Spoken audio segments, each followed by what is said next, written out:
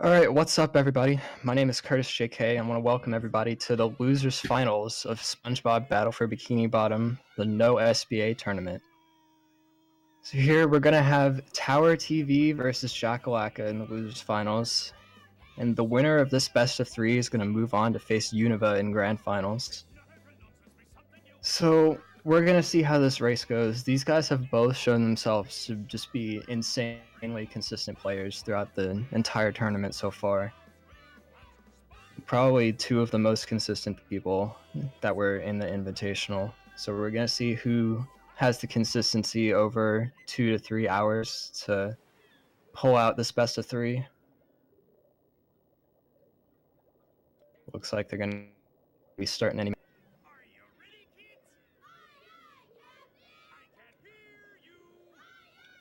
So if we take a look at the speedrun leaderboards, you can see our top three in this tournament is the top three people on the boards that are not doing needless struts. So it's pretty, I guess you could say it was a little bit expected that this could happen, although there is of course variance that could happen. But it's pretty insane that these guys are so consistent and so good at this game, even with the C needle strats.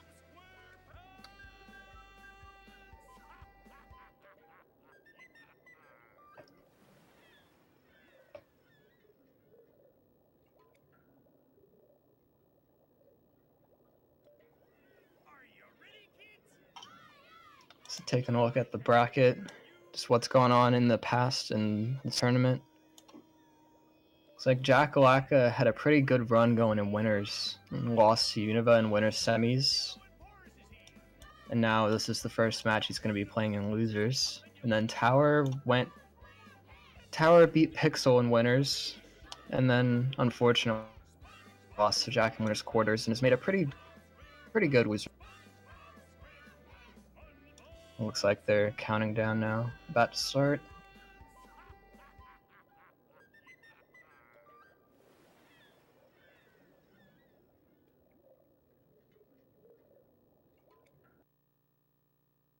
Ooh, sync. Let's go.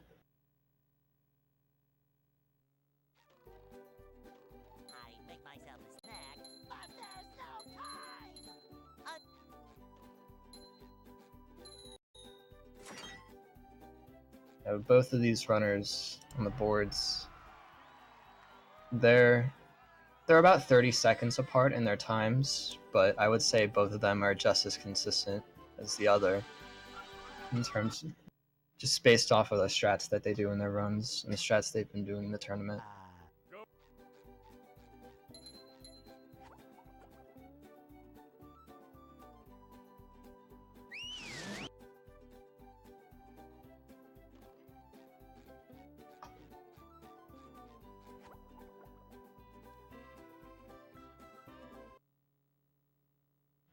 One thing that's worth noting that we've seen for a lot of this tournament is that even though these guys do the same strats, Jack has had a long time of experience with six.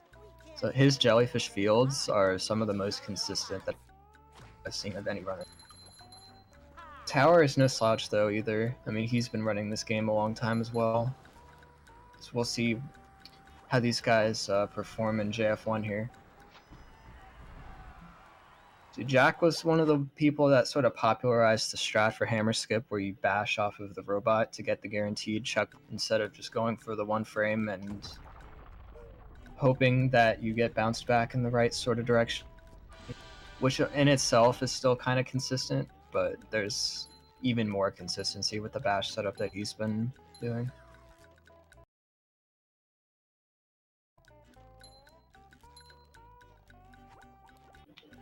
Looks like Jack opted to take the checkpoint at the last second. Missed it by a little bit, but alright, so he is going to be doing the bash. Tower gets the one frame. So Tower going for the slightly more risky, but definitely way more worth it strat if you do get the one frame. So he's going to pull ahead a little bit.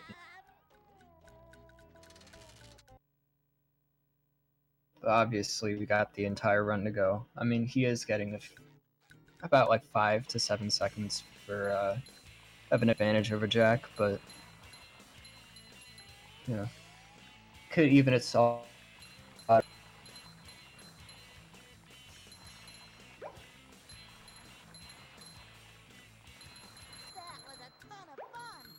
Alright, I imagine both of these guys are going to go for Pat's hammer. I'm on the fence about Jack. He might go for the safer dilemma skip, but I imagine both these guys are good enough that they're going to go for it. Yeah. Jack going for Pat's hammer. Oh, tower. It looks like he didn't quite set it up the way he wanted to. Jack gets it first try. Like I was saying, with the nature of this game, oh, you don't want to see this. Pat's hammer is one of these tricks. If you're familiar with this game and sort of one frame jump and hammer skip, basically the idea behind Pat's hammer is that you want to slide off the ledge in such a way that the game still thinks that you're on the ground, but you're getting momentum still and being boosted forward, so you have more frames to do a grounded move. Unfortunately, it looked like Tower was just barely off the setup that he needed to get that trick and get the slide off frames. That you can still get the trick, even if you don't quite set it up correctly. It's just a one frame. Nobody likes it. It looks like Jack, I'd say maybe 15 to 20 seconds ahead. Just looking at the difference right here. I would imagine these guys do really similar sock routes and orders of segments. Yeah, that's really unfortunate that Tower missed it twice. Don't want to see that happening. Tower gets lucky sync. I wasn't quite paying attention. I don't think Jack got it. Yeah, lucky sync. It's just when the sync hits the second stack from the right, so that you don't have, so you save about a second or two of walking distance. You still get this about the same number of shiny objects though. It's just the walking distance that you save from getting that lucky sync.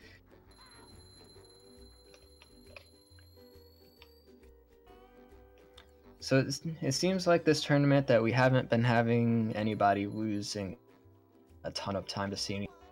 The most I've personally seen is like up to 20 seconds lost, but these guys are have been doing Sea Needle for almost their entire time running this game, I'd imagine. So they definitely know how to do it. So let's see if that consistency comes in for both of them. I imagine it should.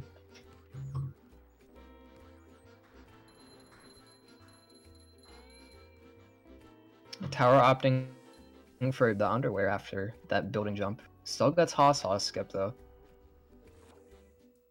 I guess he just wants to play it safe in case one of the sinks decides to give him a rough time. Alright, Jack entering Sea Needle about 6:02.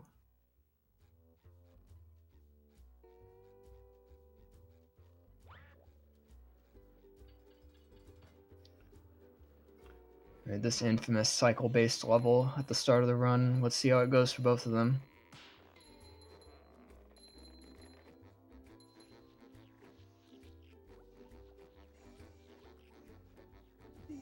Yeah, let's get some hype in the chat for Jack and Tower making it this far in the tournament. You need to be really good at this game to compete at a level like this. Ooh, Jack. Okay, I think Jack is still good.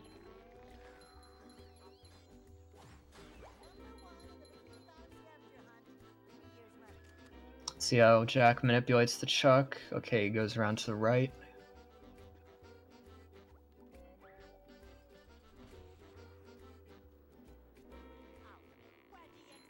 Alright, and it looks like Tower had a pretty clean first and second bungee, so assuming he manipulates the chuck right, he should be on cycle for the third bungee.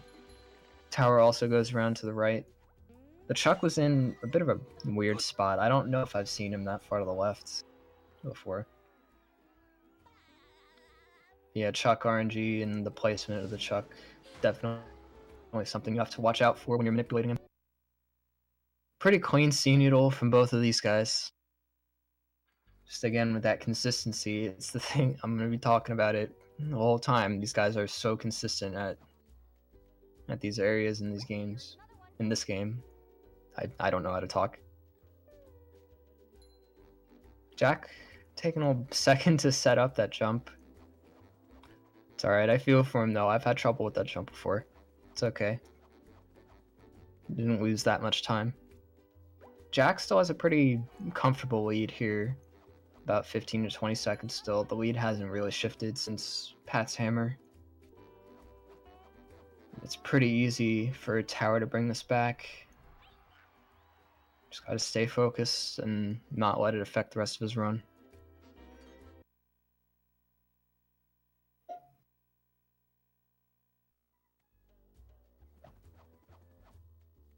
Alright, here's the other cycle-based level, Downtown Rooftops.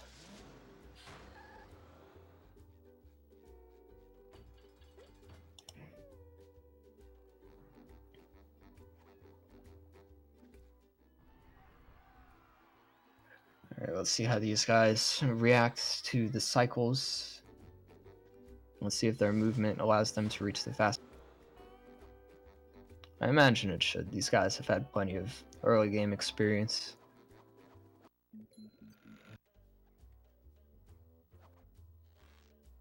Ooh, that chuck manipulation from that was really sketchy.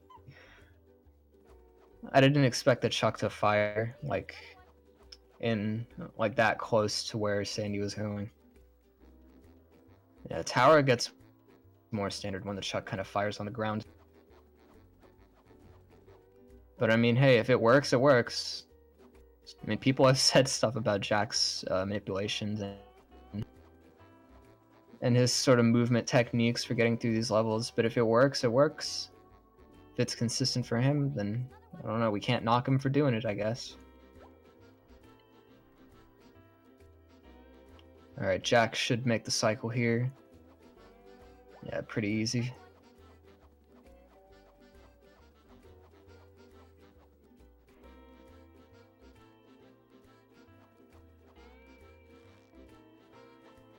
Looks like Tower's gonna make it. Oh, Tower barely doesn't make it.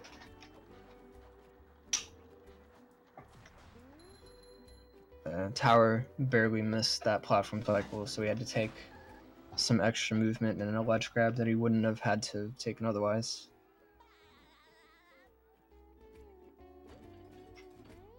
Yeah, it's not a huge deal that happened to him. But I mean, it is something that matters a little bit. Just a few seconds left, but it shouldn't be that major of a deal, I wouldn't think.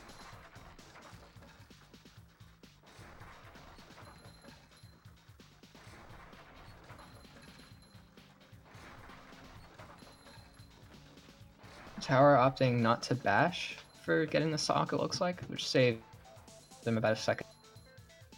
But it does require a little bit better movement to get that sock.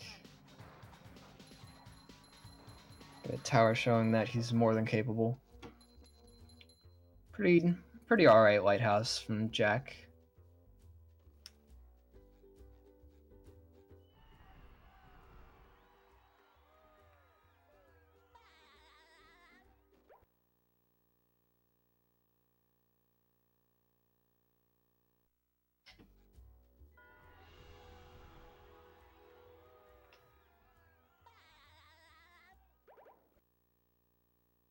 Yeah, Jack, it's tiny lead, but again, it can shift at any point in this race.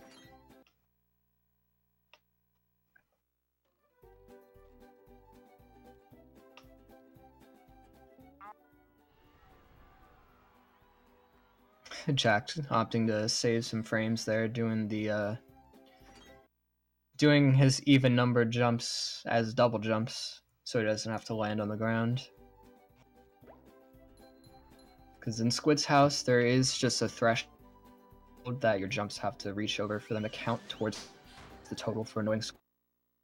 So you can input another jump before you land on the ground and still make the threshold for it to count.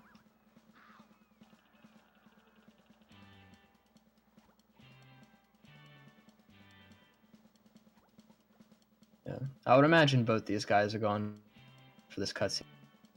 Again, it's pretty risky, but I mean, these guys wouldn't be going for it if they thought they were. Yeah, pretty easy.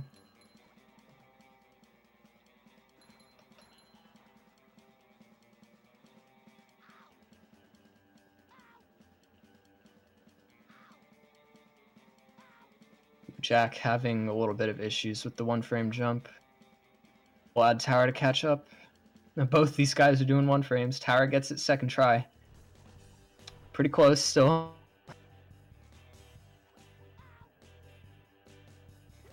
Ooh, it looks like Tower got the early Tower's glide first try. Jack has to try and set it up again really quickly.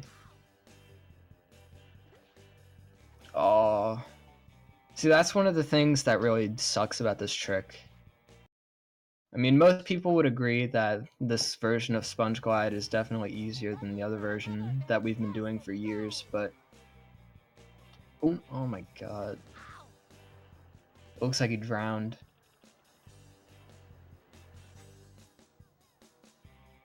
Now Jack's got the lead. Is that gonna make it for him? Okay, he made it. Let's see if Tower gets the bash boost here. Yeah. That is really unfortunate for Tower. He worked pretty hard this segment to get a tiny bit of a lead back. Just lost it immediately. But I mean, I say that, but the rest of the game is still ahead of us. We aren't even out of Poseidon yet. He can still bring it back. Jack with an interesting bumper boats. One of these RNG points. Loses a little bit of time if you get bad RNG, but it's not really going to make or break the race.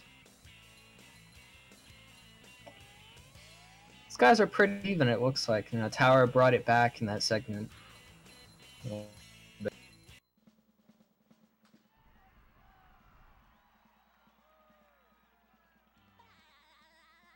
It's like Tower is a little bit ahead on shiny objects compared to...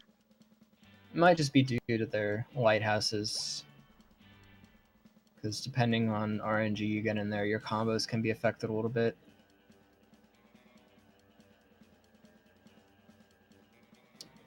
Ooh, Jack opting not to go all the way up the flags, but does not get another ledge grab. Alright. Ooh, Tower having a little bit of issue here. Missing this trick. Like, each miss doesn't really lose that much time. Oh, this is... on Tower, there you go. Tower's keeping it close, though.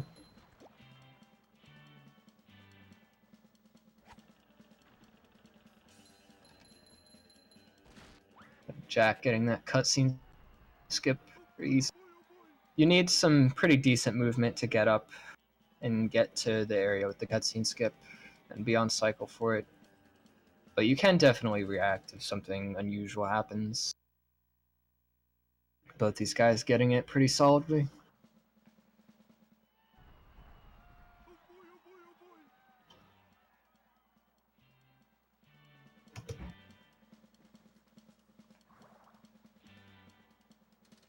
Alright, and yeah, the rest of this level is pretty much autopilot until they reach this.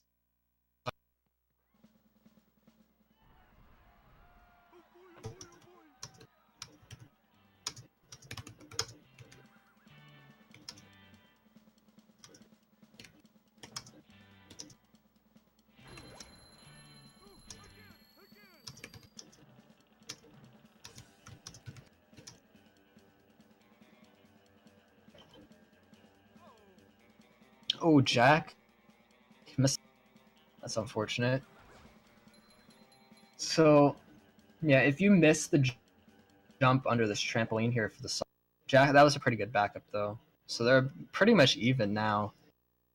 But if you miss the sock, you can either opt to drown yourself and go for the sock again, or you can just warp away and try and get it on. Jack decided to keep the rest of his segments later on consistent and just drown and get the...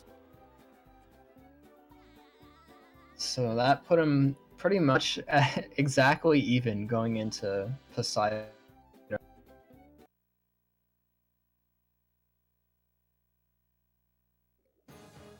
Alright, yeah, this level, pretty standard stuff. I mean, you won't really see anything interesting happen here for the most part.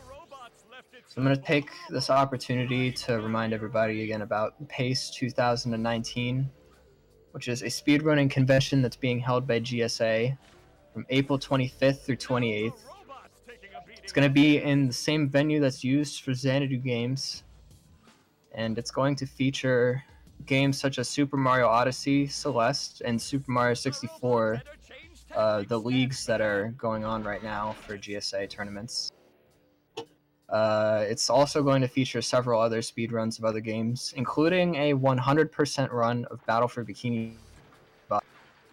I'm personally really excited for that one, just because I've watched the development of 100% for a while now. I haven't been along for the entire history of that category, obviously, but I mean, it's just insane to see how much it's developed, and I feel like everyone's going to get some enjoyment out of watching it when it happens. So it's not too late to sign up if you're thinking about going. I would definitely recommend it.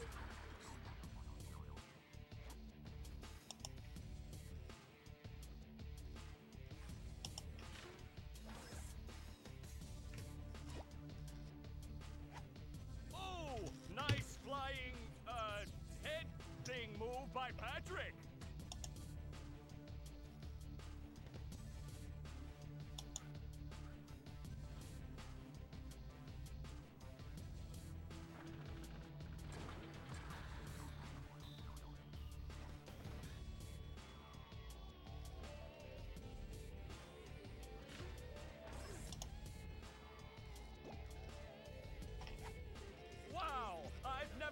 Yeah, nothing unusual seems to be happening in Poseidon.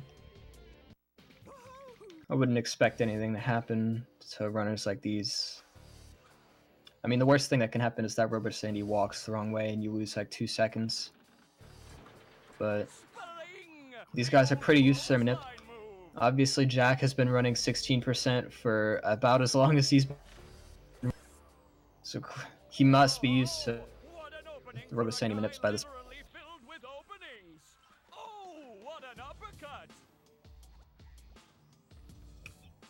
Jack using a strat where he aims the camera upwards to see exactly where he is in the arena.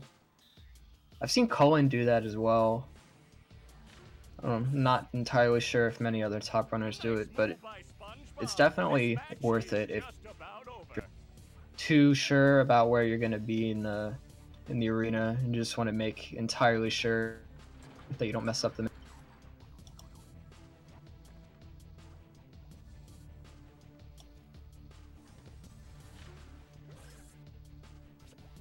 Tower misses the helmet there real quick. Jack with the early split on Rubber Sandy, he's got that 16% muscle memory. But luckily the timer does keep going, so you can undo the split and the timer will still be accurate. So you'll see that tower here is down, and I wasn't paying too much to like little sock details, but the most likely reason for it is that it saves about half a second the sock on top of the Sandcastle Thunder Tikis for Goo Lagoon 2. It's not a huge deal if you get it early. It's just a little nice bit of time save if you do manage to avoid the sock early.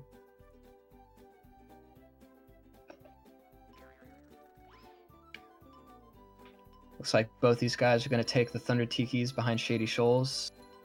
I thought Tower missed it for a second, but no, he got it. He's good.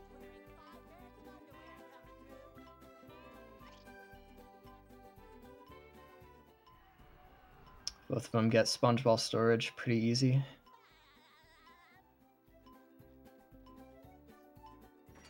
Yeah, it looks like, depending on Krusty Krab RNG, there's not going to be too much of a difference for these guys going.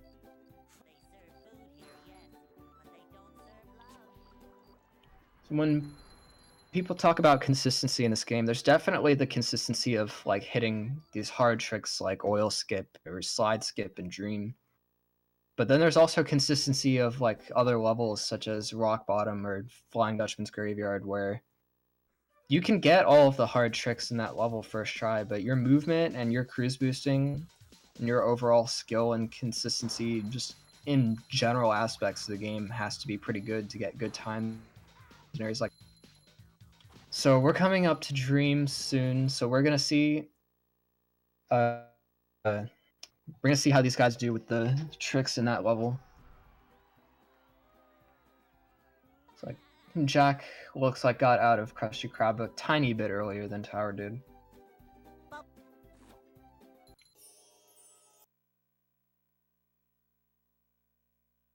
Yeah, these guys are almost synced up. Keep in mind their timers, not their videos, is what we should be looking at for determining like how far apart they are at this point. Looks like both of them gonna go for slide skip first, get the super bounce spatula.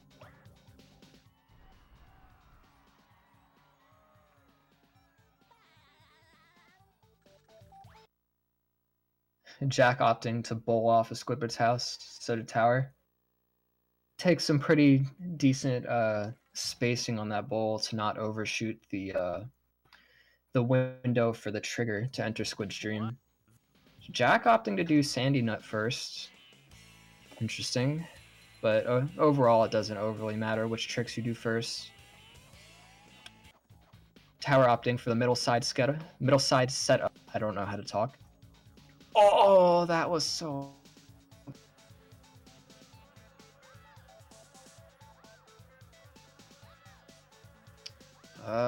it looks like he just barely didn't move far enough forward.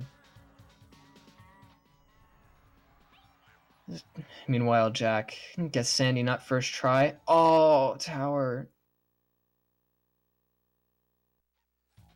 I don't like seeing this happen. Oil skip is definitely one of those tricks where you can just be having an off day and your setup could just be not working for you for whatever. This is going to work though. He's going to get it this time. Jack going a little farther to the right, but he also gets the skip. So it looks like Tower is just going to be a Sandy Nut behind Jack at this point.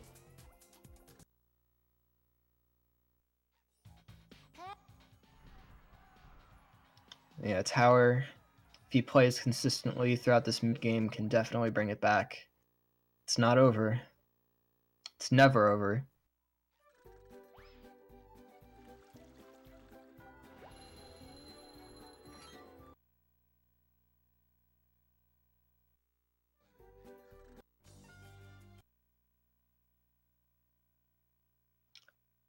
I don't believe Jack did the skydive here.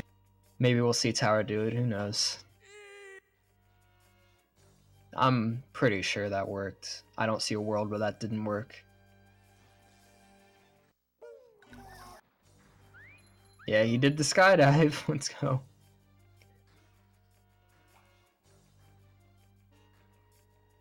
Yeah, Murmulaire, pretty... I don't want to say autopilot segment, but there's not a whole lot that I expect to go wrong at this kind of level of play. I mean, security tunnel might be the only thing if these guys aren't warmed up with it too much.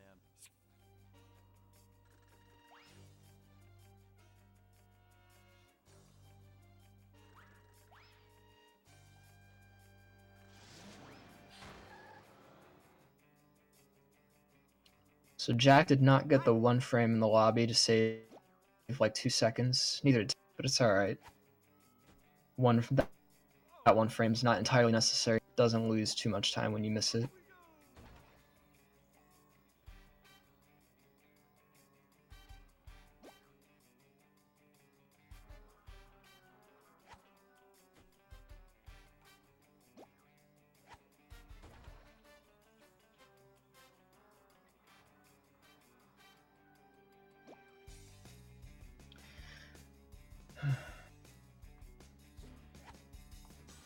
Yeah, you can definitely see exactly how consistent runners at this kind of level.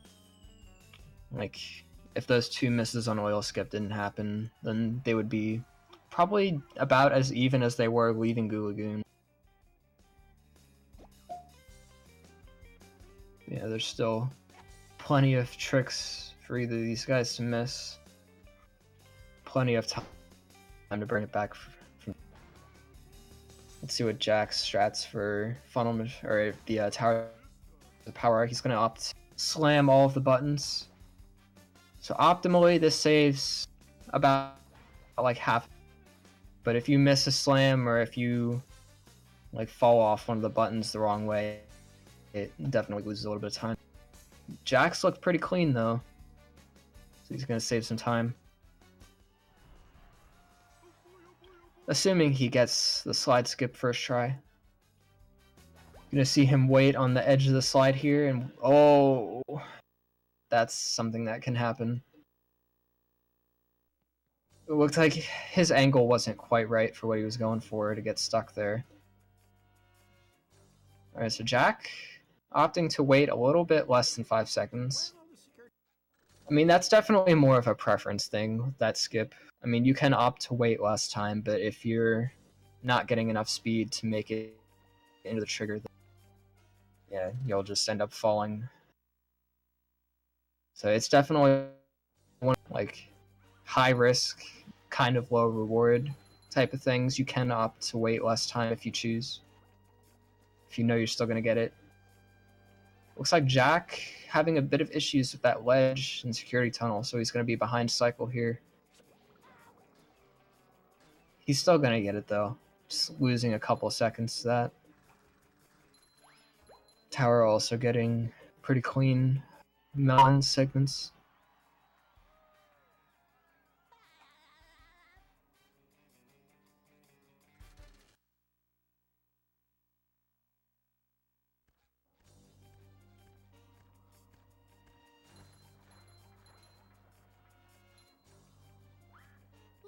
See how tower security tunnel goes as Jack walks through the ball. Tower gets that ledge first try, so he's going to be able to make the cycle here with an anode. Oh, that Arf Dog. Oh, that's really clean from Tower. I thought that Arf Dog was going to prevent him from getting the button, but that bowling ball is already out. And if you're not fully charging the bubble bowl there, you got to be pretty precise with how you aim it to still get that button. That button's pretty weird. Like that one in particular, for no reason, is worse than the other ones. Misses that button though. It's oh unfortunate, kind of bounces it out.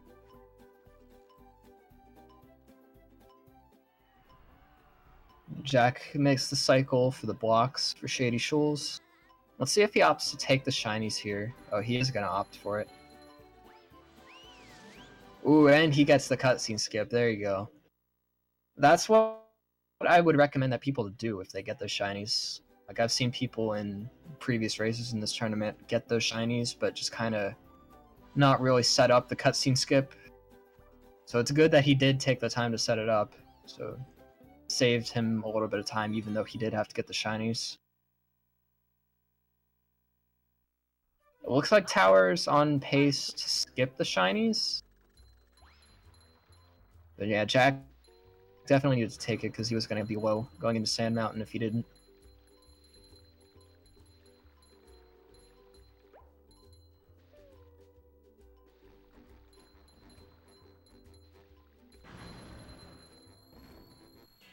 Ooh, Tower gets that fast slide forwards.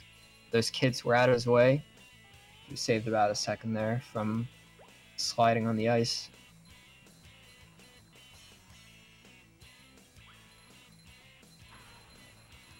Yeah, it looks like these guys are pretty close still. I'm still about like a 15 to 20 second difference between these guys.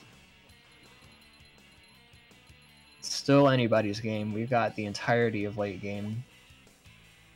It's cruise boosting glory for Tower to make a little bit of a comeback. Tower went for billboard skip. Saves about a second. I'm not entirely sure if Jack went for it. I wouldn't be surprised if he did.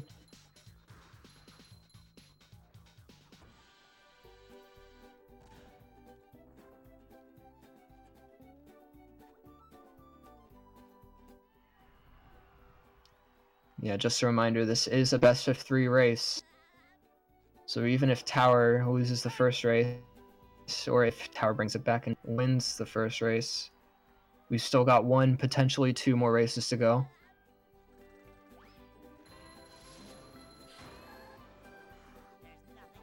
Ooh, Tower, that was unfortunate what happened. It's gonna lose him a little bit of time, but it's not. I don't think it's that big. Jack is opting to not get the sock in the lodge, so it's likely that he's gonna get the one on the sandcastle in Goo Lagoon, where you bash off the box to remove the lodge sock. At least I would guess that he's gonna get that one. Looks like, yeah, Tower set up his camera angle. It looks like he's gonna do the same thing. We'll see if he gets the sock, though. I mean, if you're getting those shiny objects, you still want to switch to Sandy there instead of out in the lodge. Oh, he is going to get the sock. Okay, so he's going to lose about 5 seconds right now compared to Jack, but Jack is going to have to get a sock later on. Ooh, that was interesting. He didn't get his jump back from kicking the little fence right there. Like SpongeBob's in for a rough ride.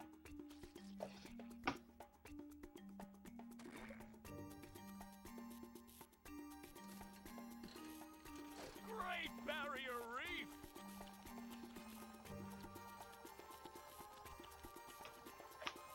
Yeah, we'll see how these guys' industrial parks go. I mean, there's a lot that can happen in this level that can lose minutes.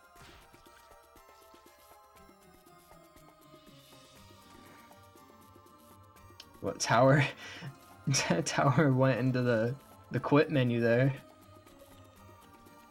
If he reset his run, that was gonna be really unfortunate, but he realized what was going on. I've definitely seen that happen before.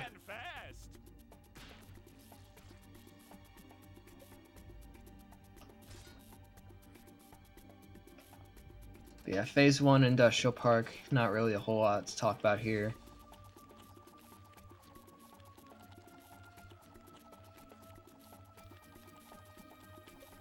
Jack opting to wait down in the center with Robopat to try and get those early bowling shots right as the hitbox becomes available. I don't know if I agree with waiting out there, though, because there's always the possibility, like, if you're not paying attention, he can just spin. Jack is not one to let that happen, though. He is waiting on top of the little fixture during that first part of Phase 2. It looked for a second there that he was going to be a little late to getting onto those boxes, but he made it just in time. Looks like these next 2 hits, he's going to be waiting on the swingers to drop these boxes down. Because in the first hit of Phase 2, it didn't matter if there were boxes down initially because the goo hadn't. Tower's doing the quick lasso stall off the front middle Texas swinger, though. Oh, that's gotta sting.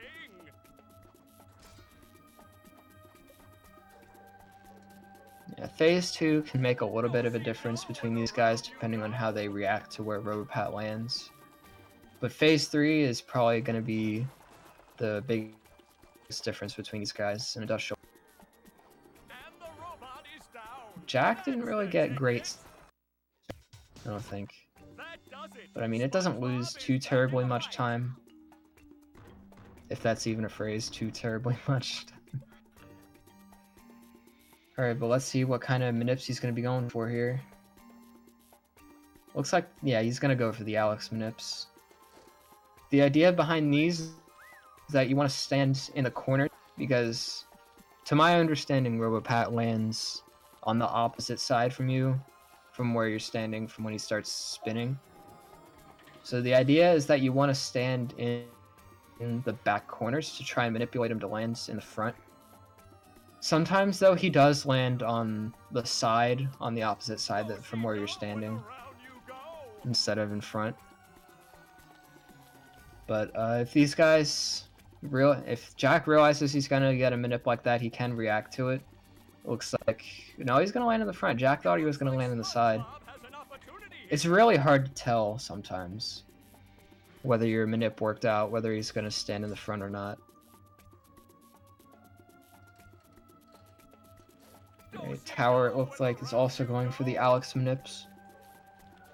These manips, optimally, are not as fast as the manips that Shift sort of popularized back in the day, before the Alex manips are found. But these manips are just way more consistent than what we had in the past. Tower's manips aren't going... they're going alright. But he's got to play pretty well to make sure he keeps getting good.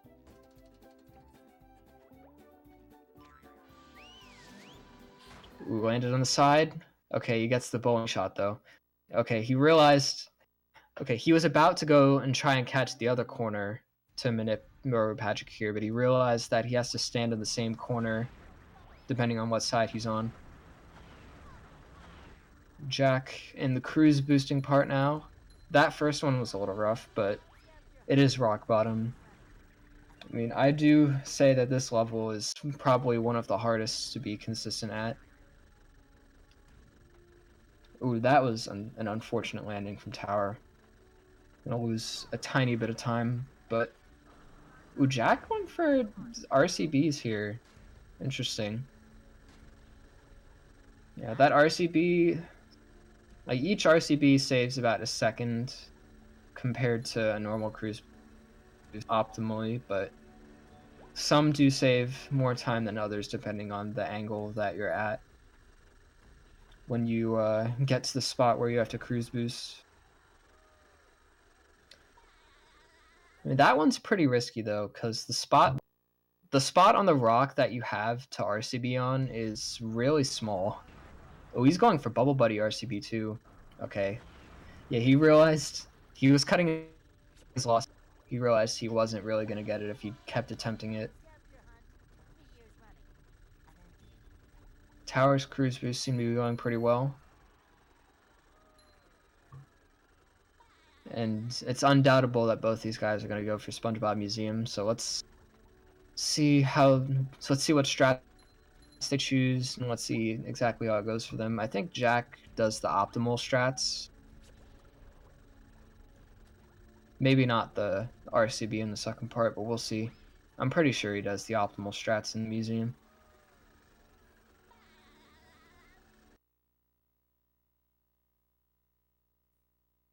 Alright, Tower goes for Bubble Buddy Cruise Boost as well, but does not go for the... Gets it pretty alright, I'd say.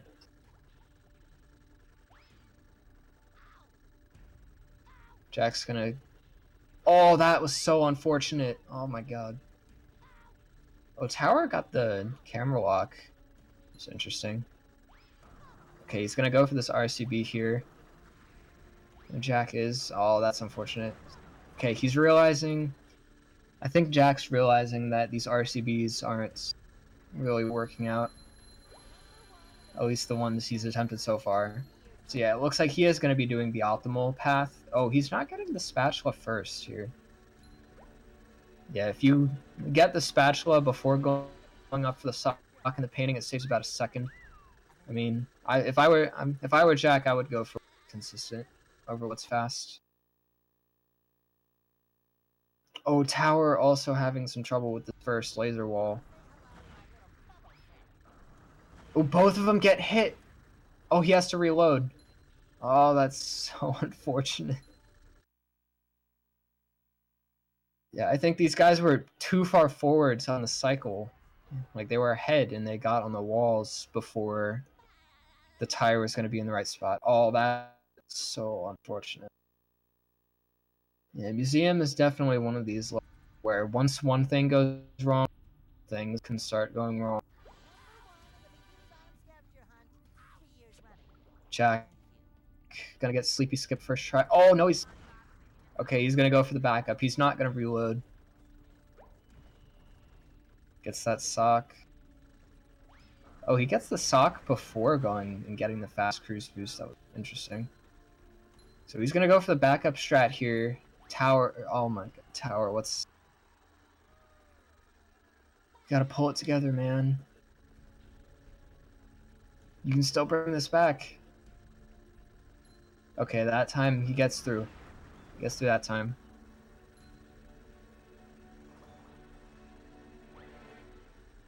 Yeah, that was an interesting decision from Jack to go for the backup strat before people used to be doing sleepy skip. Like, a lot of people there would have chosen to reload the level and go for the skip again. Interesting from tower? Okay. Okay, he did not get the painting on the ground, so he's going to have to get it after the special. Meanwhile, Jack wrapping up rock bottom. Now going into prawn skip. Ooh, he turns the wrong way, but he still gets up on that ledge. That was interesting. Yeah, we'll see. We'll see if Jack can stay in the game and bring this back, though. I'm kind of worried about his mentality, though, after that museum. Ooh, Jack with the first try BRC. That's good for him. That's going to keep his lead going. Tower. Oh, the same thing happened to both of them. Oh, and they're both going to do the backup strat. Ooh, this is interesting. Oh, tower. That was so close. He almost fell off. Okay. I mean, he turned the wrong way on that rising platform, though. Alright, so I think... this is really unfortunate. Yeah, with Sleepy Skip, the idea is that your momentum is supposed to give you your double jump back on the edge of the platform spatula. Okay, Jack missed some cruise boosts for... Oh, tower! That's why I don't like seeing people go for that strat. Because sometimes the game can just be dumb and it won't work. Alright, but yeah, Jack missed some cruise boosts on kids, so he had to reload to make sure that he could get the cycle. Tower is going all the way over there to cruise boost. That's an interesting decision. Looks like Jack is gonna... Oh, that was a really weird miss on that kid. I was gonna say, he almost made load cycle pretty cleanly, but, I mean, it's still not... that was a really unfortunate run from Tower, but I hope he stays in the game.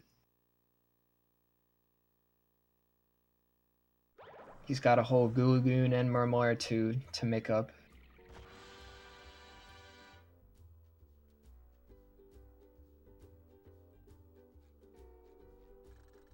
Alright, second try BRC from Tower.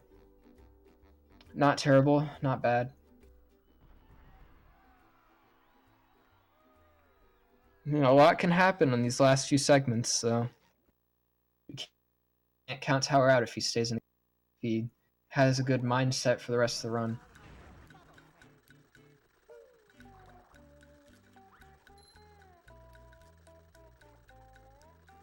Okay. Jack, it looks like... I mean, just knowing Jack personally, he likes going for that strat where you skip the slam going out of bounds, but it looked like there he knew he kind of wasn't going to get it.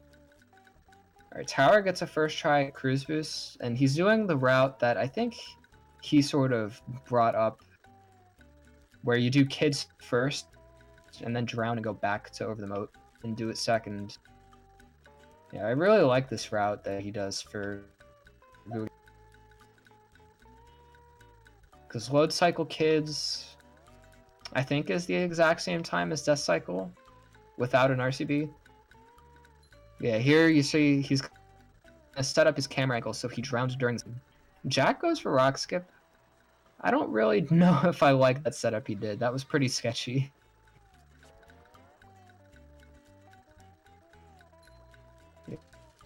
Tower getting a really good kid, so he's gonna make up some time there for sure. Over Jack. Whereas Jack had to reload the level from missing cruise boost. Jack went for Crab's boost. Interesting decision. Gonna lose him a tiny bit of time. Is this cruise boost slow from Jack? It might be. I think it's slightly slow.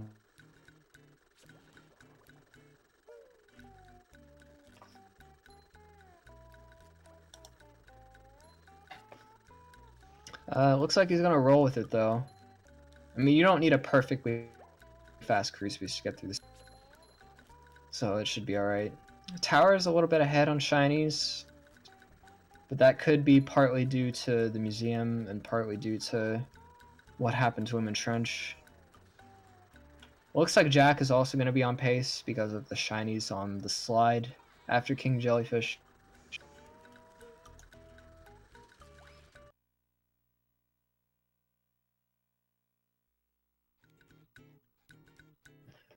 Right, Jack coming up to the hardest boss fight in the game. Everybody hold your breath while he does this.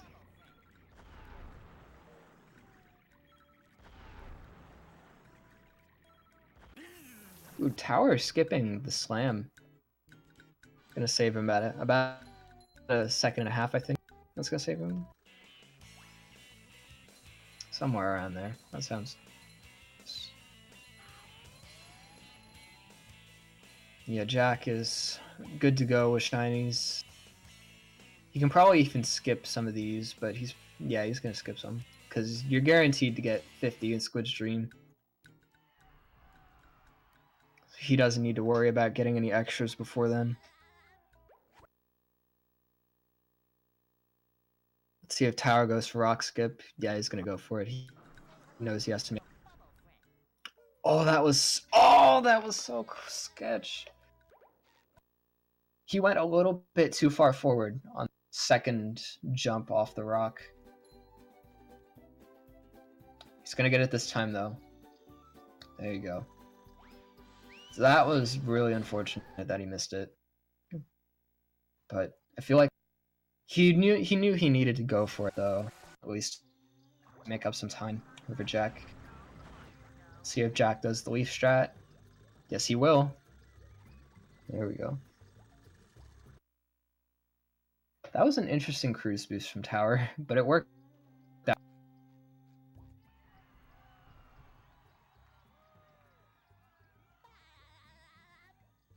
Tower at this point, it looks like he's about a minute behind. So, I mean, Jack could make some mistakes in areas like Dream and Dutchman's Graveyard still. It's not completely over. Best of 3 race here for losers finals.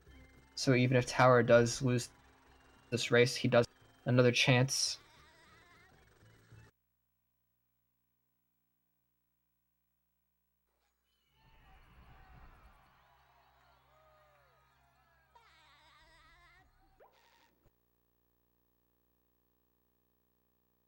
Yeah, Tower's staying in it though. He realizes this is Battle for Bikini Bottom. Anything can happen.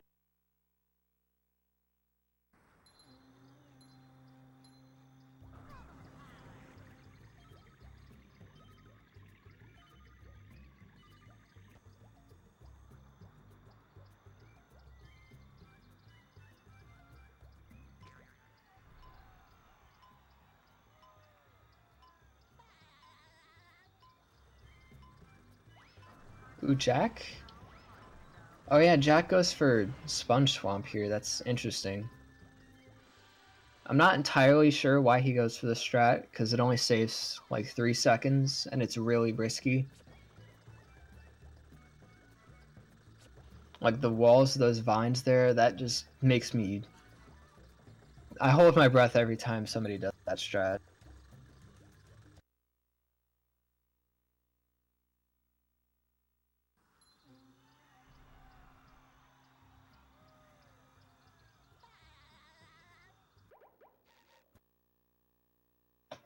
Yeah, aside from Rock Bottom and aside from Kids for Jack for a tiny bit, I mean, this was still a pretty consistent run for both these guys. It's definitely gonna impact their performance in the other races of this losers finals. Jack opting to do the slam in Squid's Dream, knowing he didn't quite have the right angle to get slamless.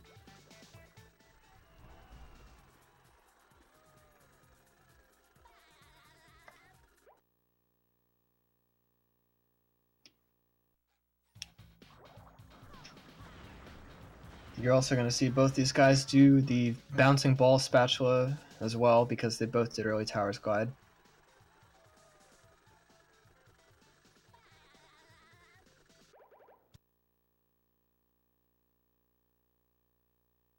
Alright, Jack about to enter Dutchman's Graveyard, and again, this is one of those segments where it doesn't really have as many tricks as some areas like Dream, but you definitely need to be consistent with a lot in this game to get good Dutchman's Graveyards.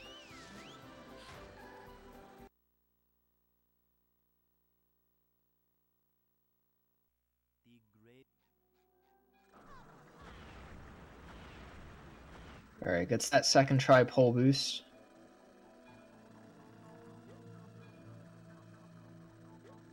Of course, gonna go for the sock here.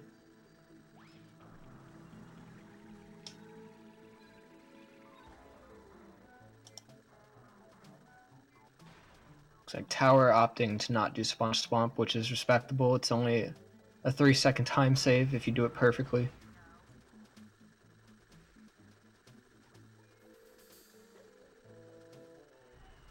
Tower is pretty ahead on shinies. Does not need to hit any extra robots. Ooh, Jack doing the strat, I really like the strat. The one where you go out of the little hole in the fence of the ship to do the turnaround there. Jack not doing the strat where you zoom in your camera, but he's not going to fall still. That was interesting. Yeah, there's been a couple strats recently where certain spatulas you can grab the camera, and that ensures that you will always get a good angle and that you won't get camera locked or anything, or that you won't fall off any of the ledges that the spatulas are on.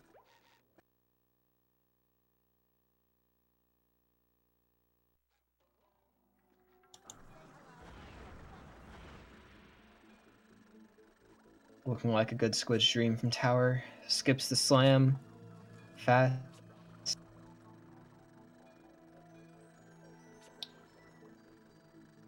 Alright.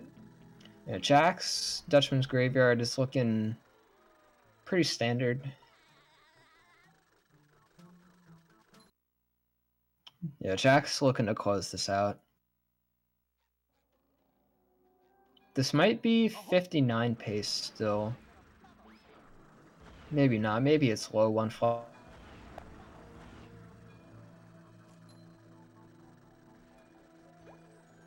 Opts to spin that button. Doesn't lose that much time. But it's more optimal to slam that if you're doing these kind.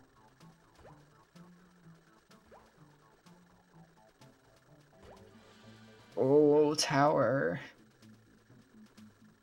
That's unfortunate. I mean, that's the rough thing about going for that soft, that there's just so much that can go wrong in this little section right here. From dropped inputs to not reacting to the right cycle for that platform. There's just so much that can happen there.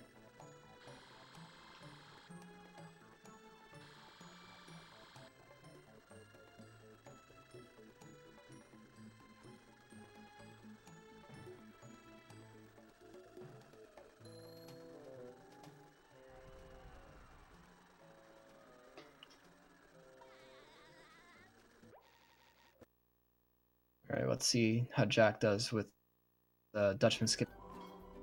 See if he goes around the front, saves some time, or if he takes a safe and goes around the back. He's going to do the RC. Okay, yeah, he's gonna go around the front. Oh, that's unfortunate. That's gonna lose him like 10 seconds.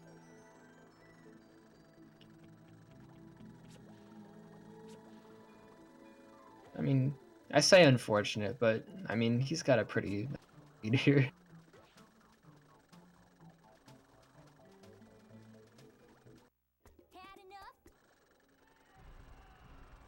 Tower is still, I mean, other than falling once at the start of like, I mean, the rest of this is looking alright from him. Alright, Jack entering the final split. So looking to close this out.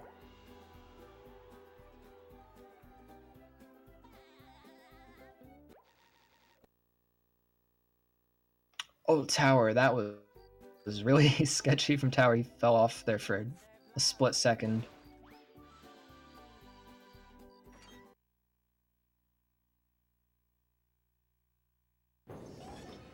And here we are, folks, the main event.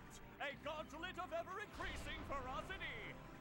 Ooh, Tower going for this manual cruise boost here. Better change tactics and fast. I mean, it's definitely faster than the Crab's boost. SpongeBob won't be winning that I don't know. way. That platform, it seems like kind of shifts around a little bit. I don't like cruise boosting there, but if he's comfortable with it, then hey, go for it. Will SpongeBob be able Still to better than that neutralize the giant robot pole boost, brain? like right at the start. Yeah, you can't spin that button. That's I doubt he knew that though. It's pretty uncommon to miss that button. Jack cares about the fans. He's gonna go for.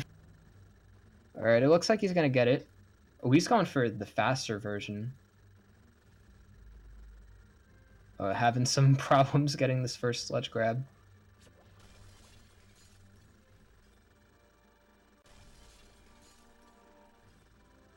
Ooh, gets that L clip pretty fast. I mean, that's the one scary part about that version of Fast Brain compared to the other version.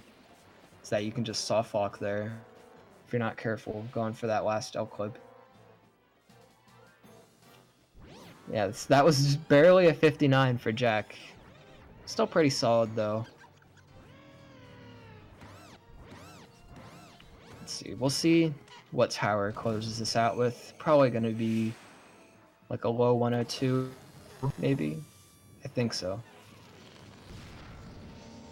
And then once Tower finishes, we'll be ready for game. SpongeBob, you did it! What'd he do? What? Oh, yeah. All my plans ruined. That does it. I'm becoming a lawyer. But yeah, if I haven't said it enough, these guys are insanely consistent. So it's still anybody's game for these other one, potentially two races. You'll destroy me. I'll destroy you. I'll destroy you twice as hard. Oh yeah, I'll destroy you +1. Yeah, looking like low 102 is probably what it's going to be.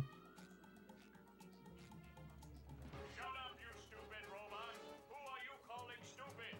I went to community college, you oversized coffee grinder. Oh yeah? I'll show you. Come here and fight like a model. Well, Plankton, I hope you learned your lesson. Oh, I certainly did. Next time I'll get it right. Alright, let's see if Tower cares about the fans or if he just wants to close it out. Make sure. Okay, yeah, he's gonna do it. Let's go. Need I remind you all that there are Oh, that was unfortunate. I think he might have dropped his slam input.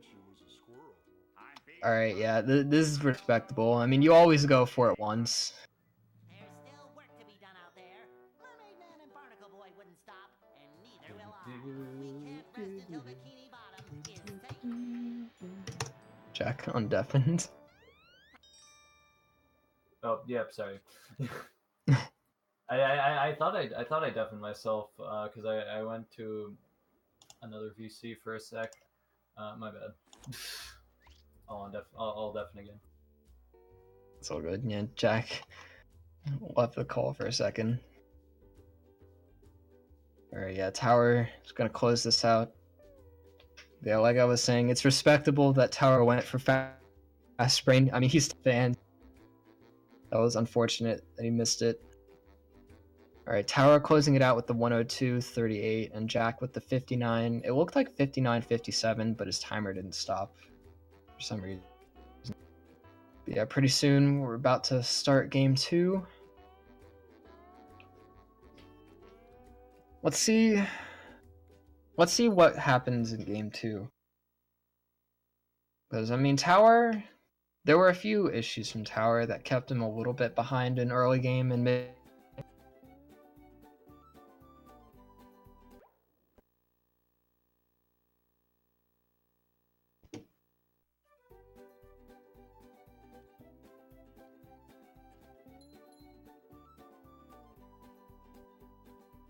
Alright, looks like it's gonna be a couple minutes. That's okay.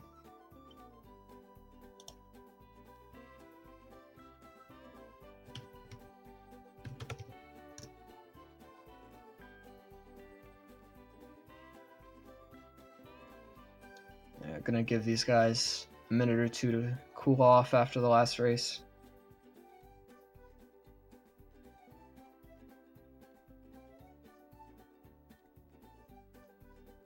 So, I mean, looking at how these guys played in the last race, I mean, it definitely looks like Tower's mentality is in it still. I have a feeling he's not going to be discouraged at all. He can definitely bring us back.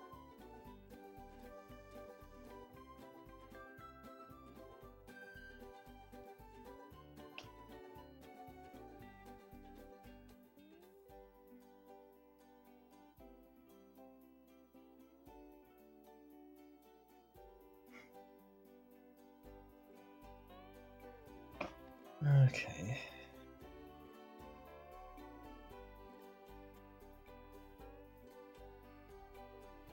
I'm not sure if these guys are going to practice anything before the next race starts. I mean, Tower, it just looked like had a little bit of trouble with those setup bash boosts. That seemed to be one of his main problems.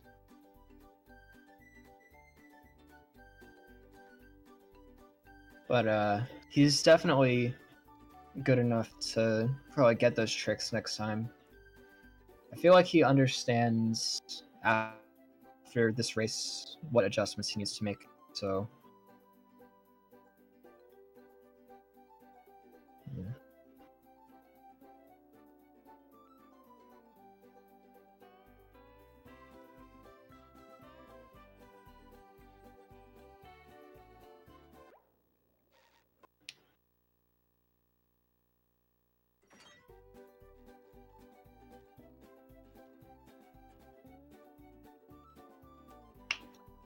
What?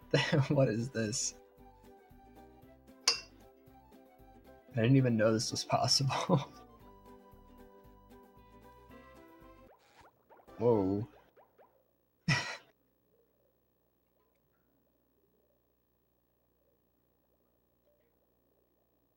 Alright, yeah, it looks like Tower's gonna take a quick second to practice Museum. This was definitely one of the things that costed him a lot in the last race.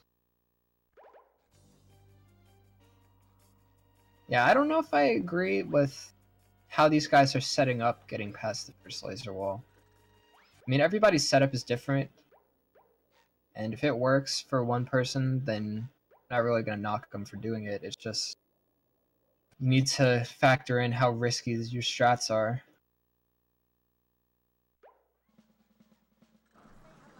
Alright, yeah, Tower going over. Looks like most of the strats that he knew he messed up last time.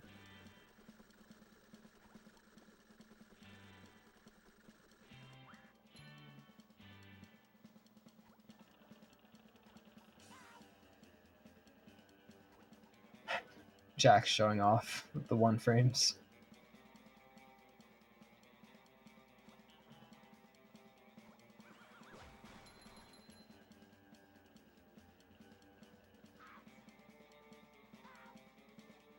And Jack opting to practice Sponge Glide.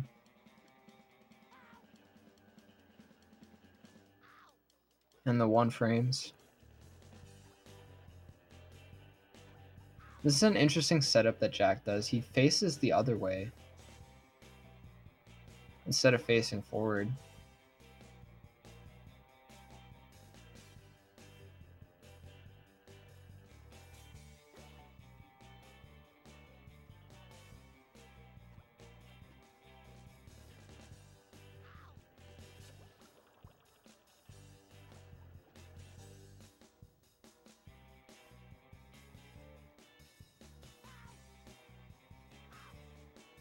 Yeah. Let's get some love in chat for Jack and Tower. It's really impressive that these made it into the top. And also to Univa for sitting pretty winners finals. Or not winners finals, in grand finals of winners side. There we go. I got it right the second time.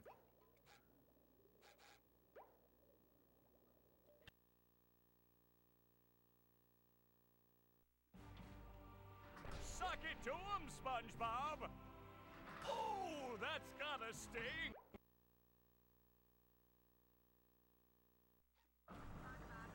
That's the ticket! And the robot is down! The robot better change tactics and fast! Oh, that's gotta sting!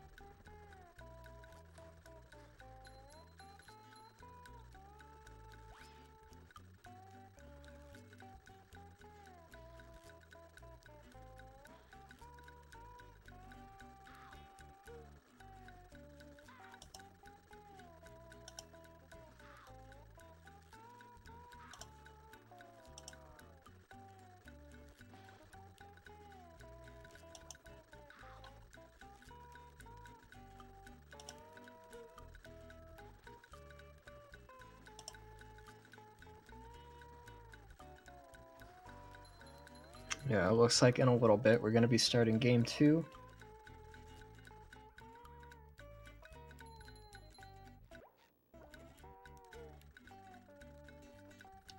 Yeah, if you're wondering why these guys practicing between these races, like, it definitely takes a lot of practice and a lot of runs and a lot of going through these motions for these tricks to get to where these guys are.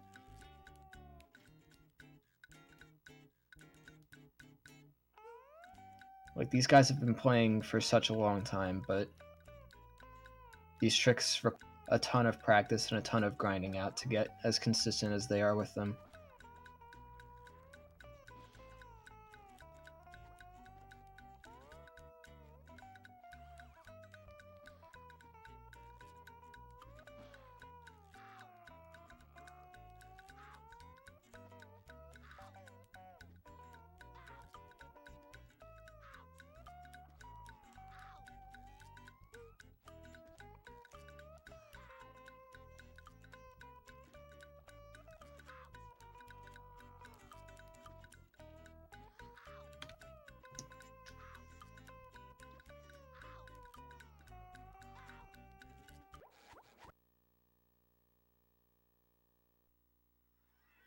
Alright, it looks like in a little bit we're going to be ready to go. I can't hear you!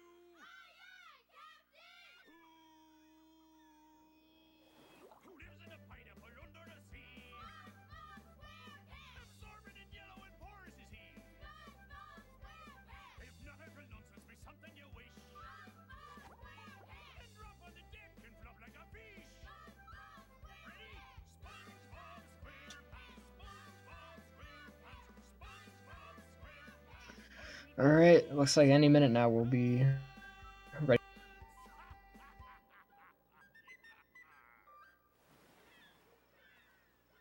So, it just looks like, I mean, it's the name of the game at this point. Both these guys are so consistent.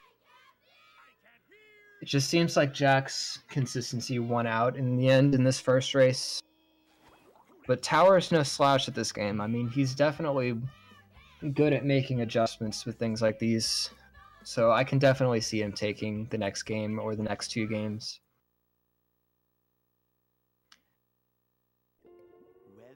And again, this is losers finals of the no SBA tournament.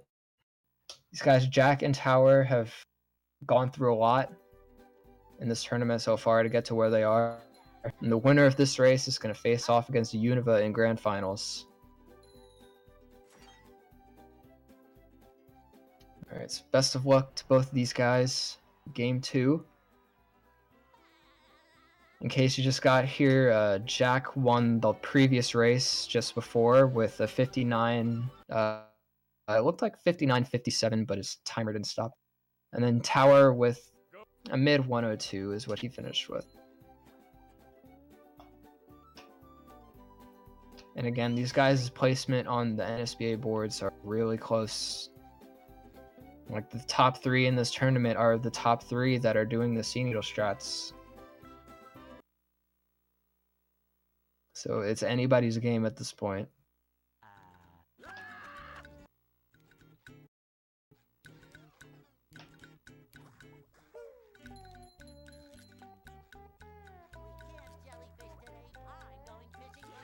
Alright, let's see if these guys gonna take it safe with hammer skip again. They both took the checkpoint in the last race to play it safe. I imagine they're gonna be doing the same thing.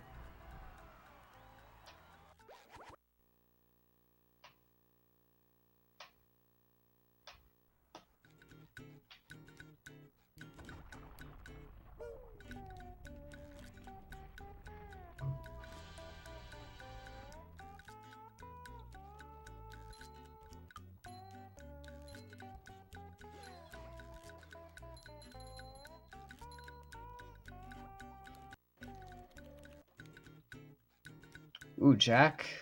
Oh yeah, I think he was gonna skip the checkpoint, and then I think he realized this was not an attempt. Tower with that 1 frame. He hit that 1 frame in the last race too. Alright, Jack, I think realized. Yeah, he didn't get the 1 frame, and I think he just wanted to play it a little and just ensure that he got the checkpoint. Yeah, Tower. I mean, that was pretty solid hammer skip from him, even with getting the checkpoint.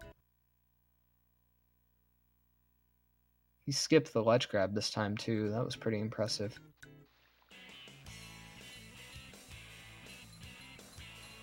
Let's see if Pat's hammer treats him nicer this race.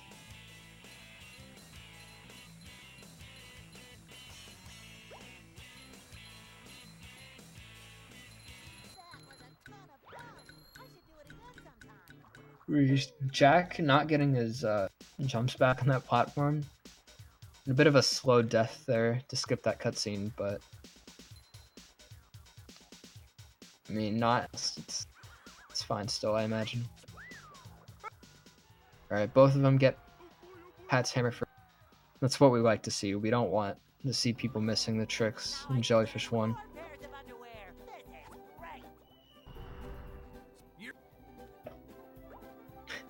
Jack taking a little walk around Mr. Krabs.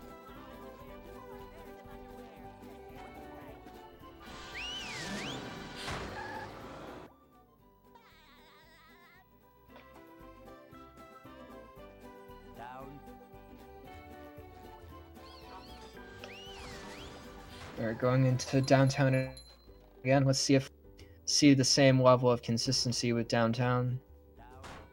These guys both had pretty solid downtowns in the previous race. Neither of them messed up C needle. Both of them had... Oh, that was interesting. Misses his combo, unfortunately.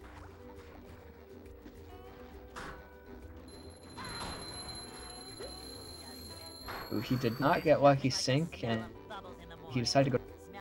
So this is going to be a bit of an issue for him. He's going to have to do a backup strat here. He's got to hit that Tiki a different way. I don't think he realized he didn't get...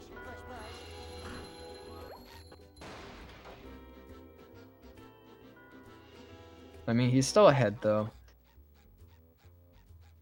Just because of that one frame hammer skip.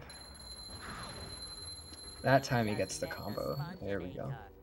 So I imagine Tower is going to have to take an extra stack of Tikis at some point because of missing his combo. Yeah, he realized it. So unfortunately, he might not be on cycle still for hot sauce skip. And these guys are both synced right here.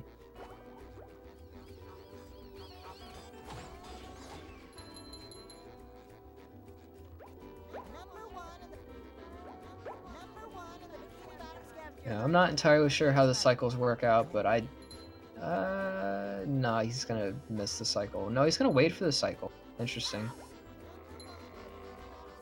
He could have like gone forward and tried to lure the G-Love back the other way. It was pretty smart of him to just wait for the cycle. It's an interesting decision.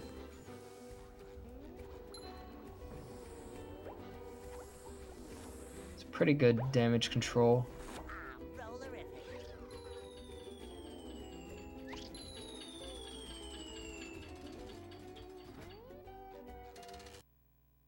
Let's see if Sea Needle goes just as well this time for both of them.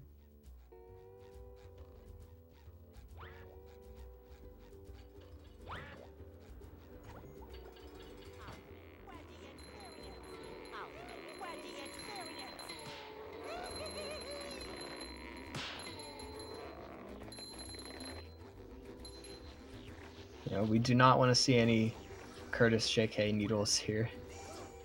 The 2-minute ones.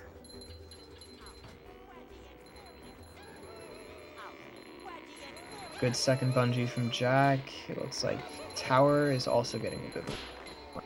These guys are going to be on cycle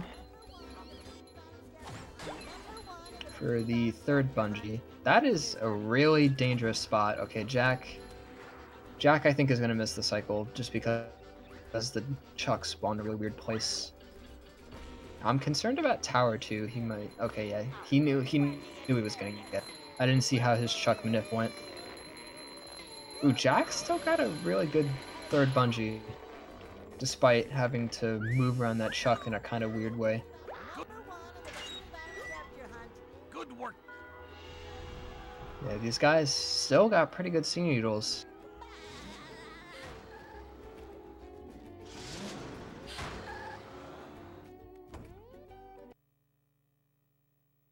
Yeah, it looks like Tower's problems with his shiny count and on Tiki's Go Boom costed him the lead, but again, we've got the entire rest of the game. We've got like over 50 minutes of gameplay still. Anything can happen.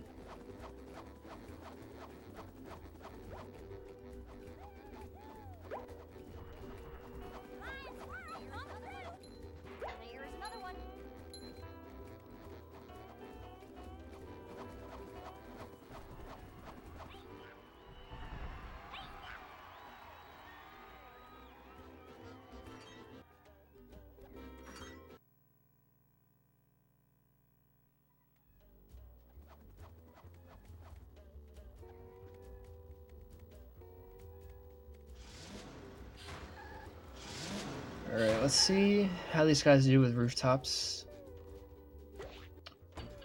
Oh, that's unfortunate for Tower. He's going to be a little bit behind cycle. It's so dumb how on Xbox, missing that button, or even missing the fast press on the button where you like go over it but don't hit it while the cutscene comes up. Like, it's so unfortunate that can ruin the entire.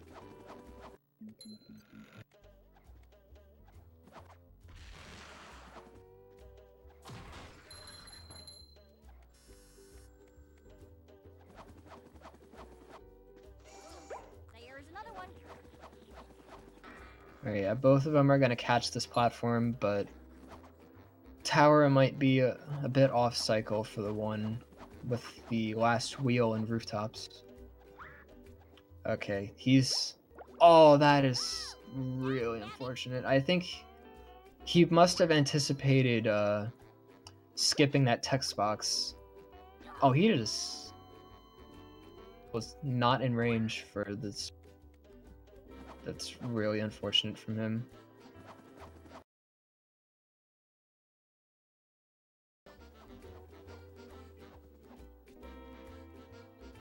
Yeah, sometimes when trying to avoid that clam text box, it can kind of mess with your movement when you get it when you think you should.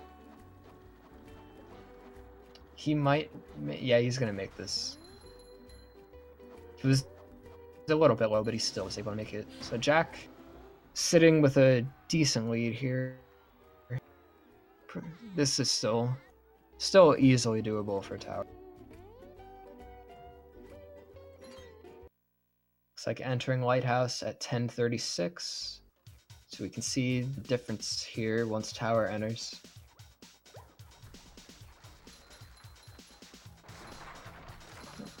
It looks like about a 15-second difference.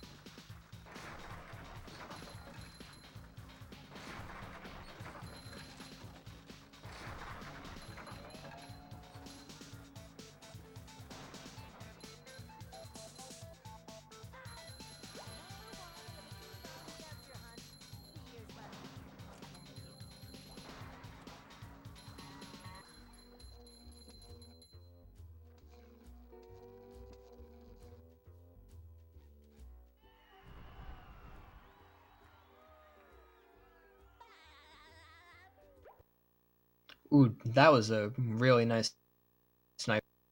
He recognized that the fodder bot was going to be in a spot where he could collateral it to hit the chuck with it as well.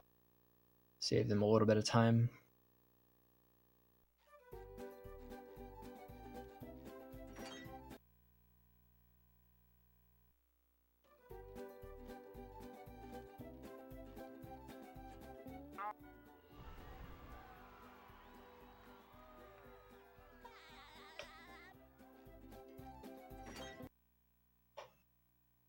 All right, this is still early on, so it's still easily doable for Tower. We're coming up to Sponge Glide for the second time.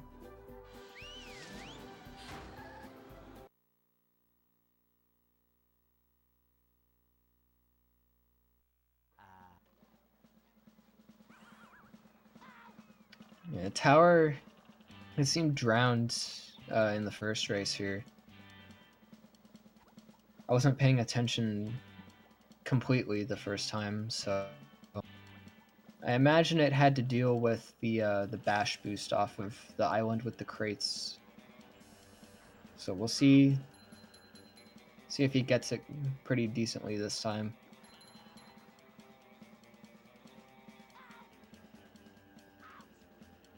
All right, Jack gets the 1-frame sock second try. Pretty good. Ooh, that's been happening a lot to Jack. Messing up Sponge Glide like that and just kind of sliding down, but not really getting the glide.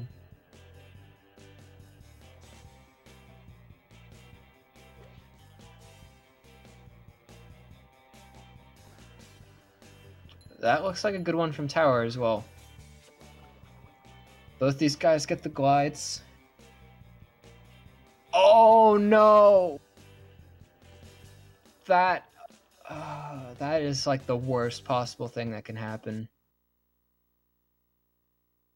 I don't even know how he got stuck like that. I didn't think it was possible to get stuck like that. That setup looks so clean. I don't even know what happened to him.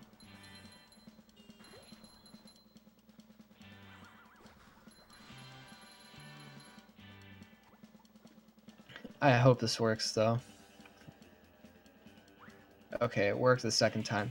I've never seen somebody get stuck on that glide.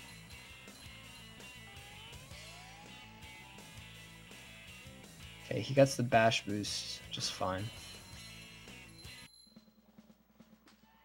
See, that glide right there, the second one, is usually where I see people get stuck. If they get stuck at all. I've never seen that happen on the first one. That's really unfortunate. All right, but let's see. A tower climb goes for Jack.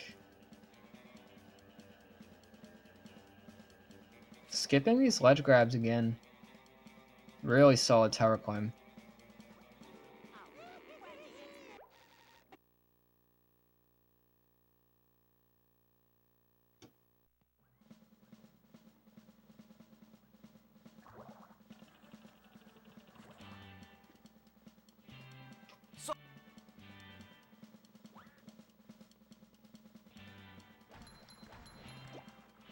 Oh, Jack. A little bit of a mishap there. Still gonna make this cycle though for the cutscene skip.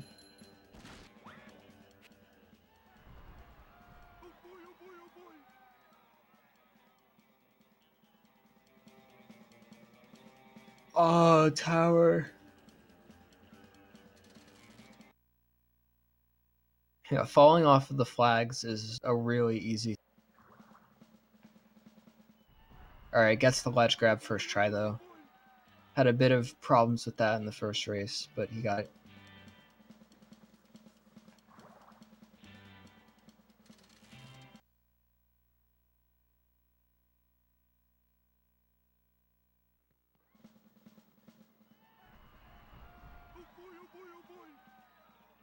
Again, kind of just some autopilot stuff until we're through Poseidon. Jack missed the sock here the first time around under the tent. Let's see if he gets it the second time. He does. Good.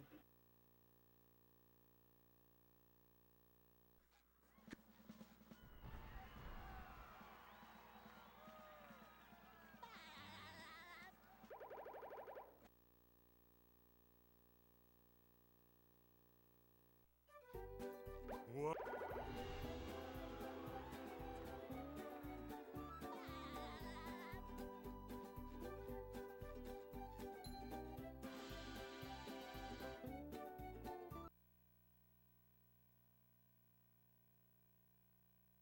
Alright, going into Poseidon again.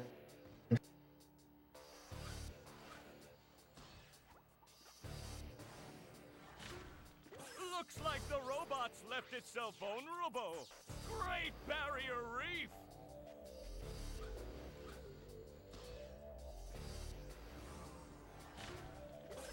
Now the robot's taking a beating out there.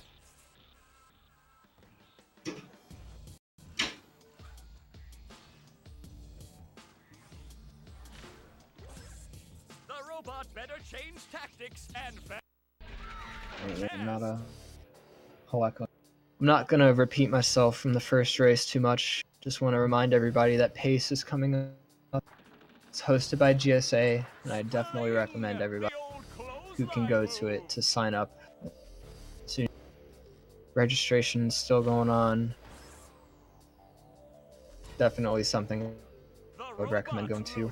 I can't go to it because I've got classes going on and I don't have a ride there, but I really wish I could. Seems like such a cool event to be able to be a part of. Definitely huge props to GSA for hosting this event, and definitely want to say thank you to GSA for hosting this tournament of no SBA. Just want to remind everybody that this is Losers Finals. The winner of this race is going to move on to face Univa in Grand Finals on the loser side. Head thing move by Patrick.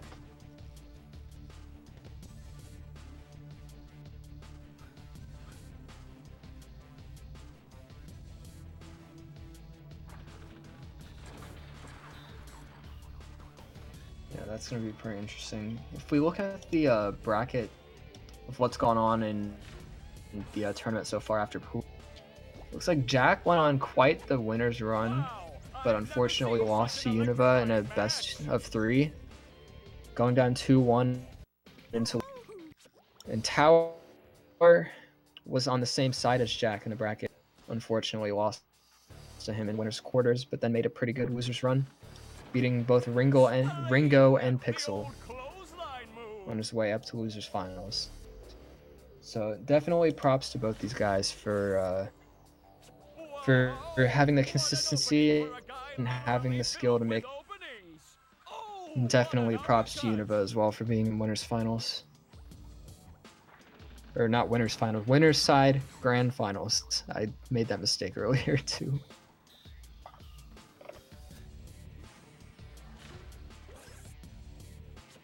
Nice move by SpongeBob. This match is just about over.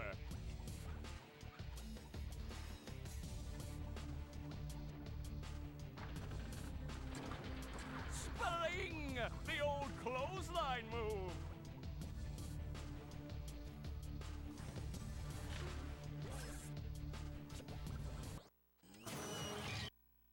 Looks like Jack gonna be exiting Poseidon with a 2021. It's a pretty solid one from him. Tower, a little bit behind. Still definitely a lot of run to make this up.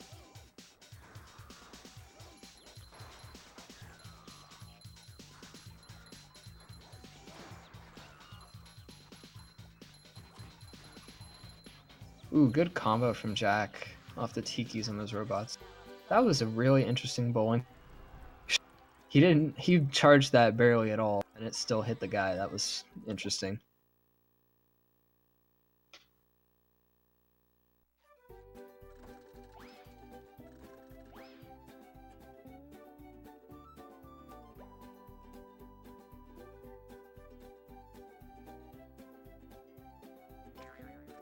Alright, Tower also entering the tree dome.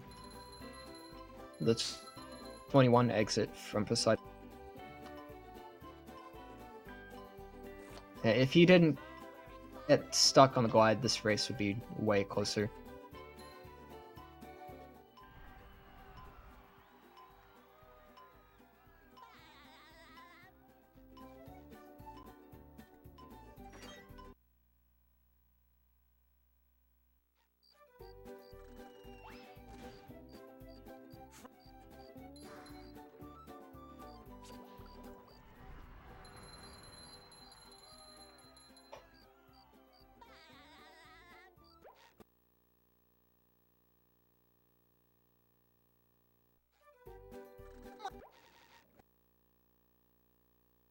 Alright, not a whole lot to say in Bikini Bottom.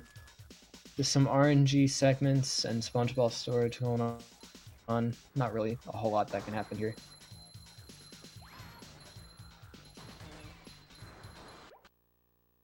Jack had a pretty solid Krusty Krab.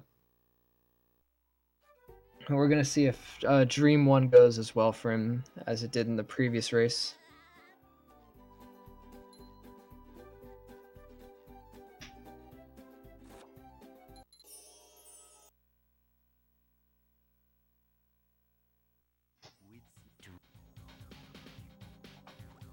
And we're also going to see if Tower improves on what happened in the last race. He missed oil skip twice in the previous race. It was pretty unfortunate, so let's see how he reacts to it this time.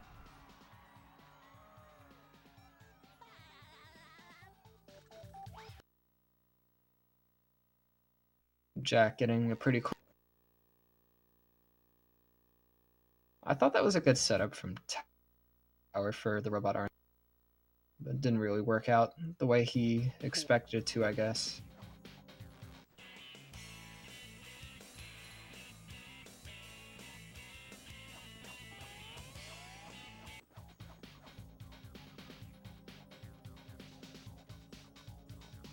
Alright, Tower is now entering Dream as well.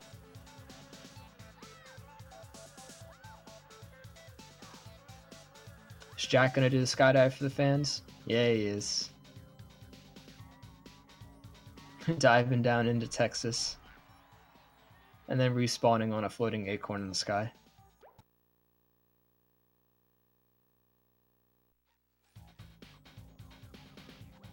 Let's see how Jack does with the oil skip. Both these guys are going to be doing oil skip at the same time. Only because they do different orders of spatulas. Is Jack opting to zoom in the camera? Taking a page out of mine and Alloy's books. The oil skip. And I believe they both set it up in the center. Center gang. That was pretty clean from Tower. He went pretty far with that, and also a little bit.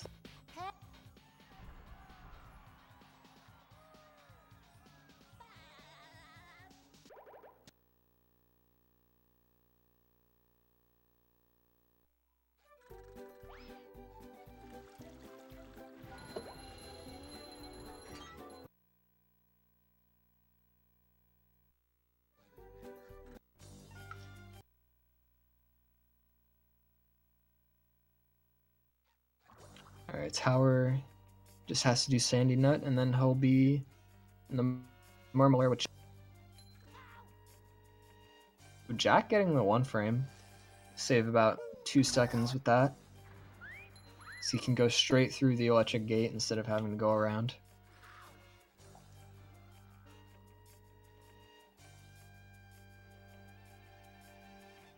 Tower is also going to do the skydive.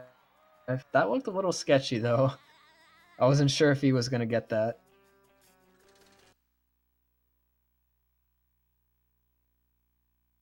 You know, Tower just a Murmler lobby at this point. This is about how far apart they were in the last race. At this point in the run, at least.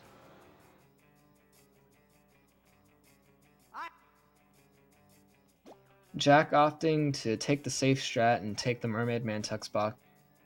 So in case he falls off, he will have a place to warp to, so he doesn't have to go all the way back through the computer area.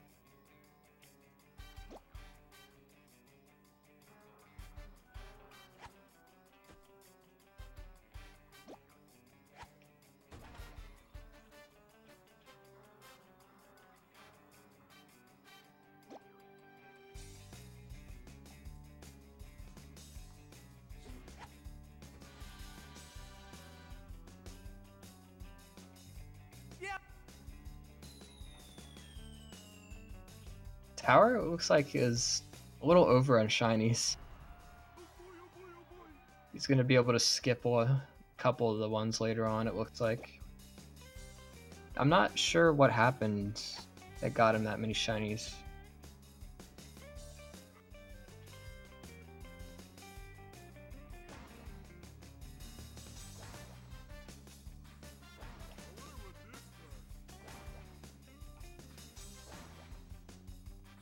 Jack also, again, opting to slam the buttons, save a little less than half a second. He's not going to pull the me and get soft locked on this puzzle, thankfully.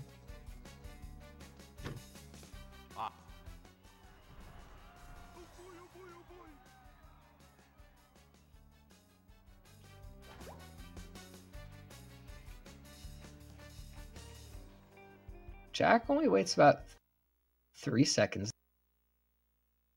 Yeah. I mentioned in the first race, like, you can wait slightly less time, but I mean, it's a little risky if you don't get enough speed to reach the trigger for the prawn fight.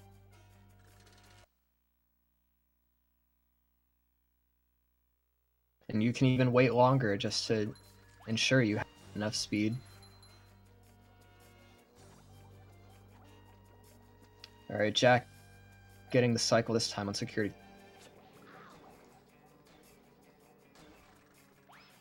Ooh, getting the quick 1 frame. Yeah, if you bowl off of an object on the first frame, or not the first frame, I think you have 1 frame at the end of your animation before SpongeBob loses his grounded jump. Where if you bowl, you get a really big speed boost. It's important in some other categories, and also if you're doing the top level for the Larry Time Challenge skip. But these runners don't have to do this, they don't have to worry about that. It's just a little quirky thing that saves like a second if they get it in security tunnel.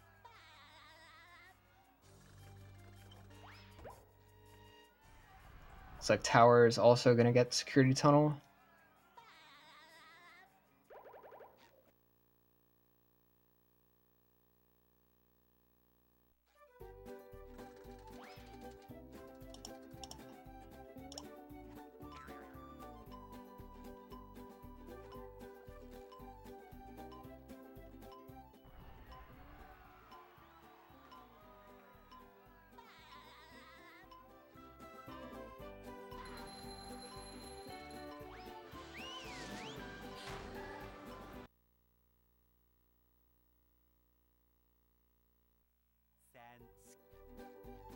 Alright, Jack looks like opted to take some extra shinies to make sure he was gonna be good entering Sand Mountain.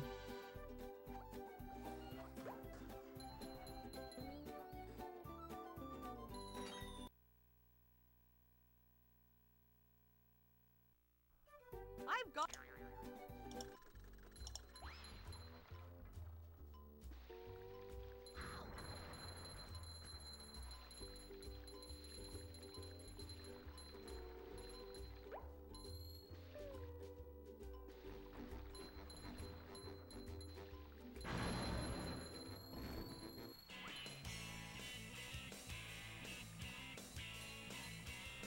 Tower is pretty ahead on shinies. He doesn't really need to take extras here.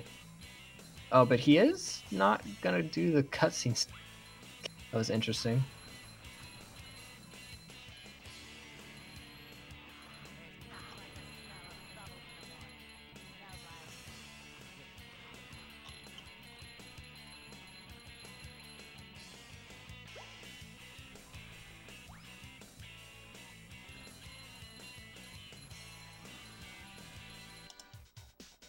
Yeah, not a whole lot to talk about in Sand Mountain. Whoa, Jack Jack gets a little boost forward there that I don't think he wanted. Yeah, but he's got to play it safe there to make sure he doesn't die.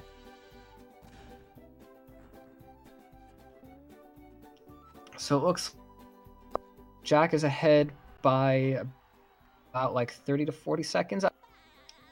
It's a little tough to tell though when they're both on these slopes.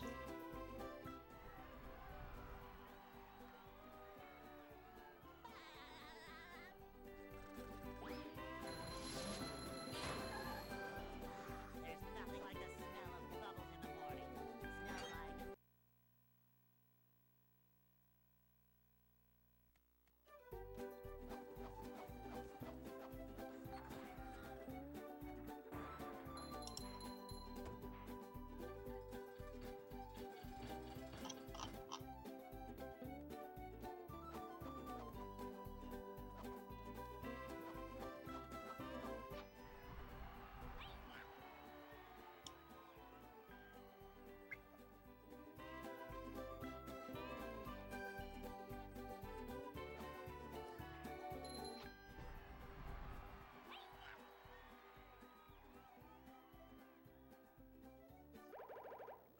like. The tower, I think, is going to end up being about a minute behind.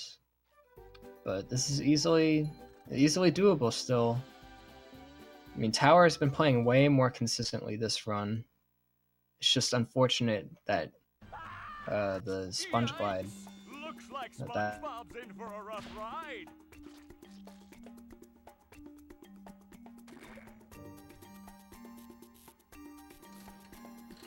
Tower Great barrier opting to get that reef. sock. Again, last race, and I believe this race as well. I would assume so. Jack skipped that sock. Although Jack That's the is going to ticket. be a sock ahead of Tower anyway, because he did get the one on top of the stack of Tikis in Goo Lagoon. Whereas Tower is going to be going over that stack for shiny objects anyway, so he's going to be getting it in Goo Lagoon too.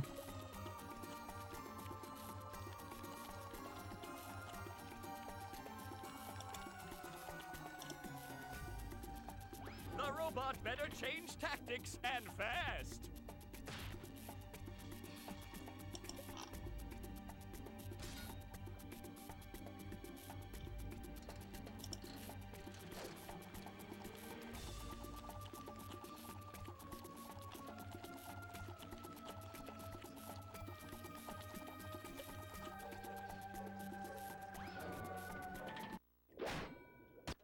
What is Sandy going to do to get SpongeBob unfrozen? Yeah, this has been a really consistent run, except for Sponge Glide for Tower. I mean, there hasn't really been a lot wrong. Like, that just goes to show how consistent Look these at that! The this game. robot's made himself dizzy. Like, That there probably wouldn't could even melt be anything. much of a difference Oh, that's in time gotta between these sting. guys if that didn't.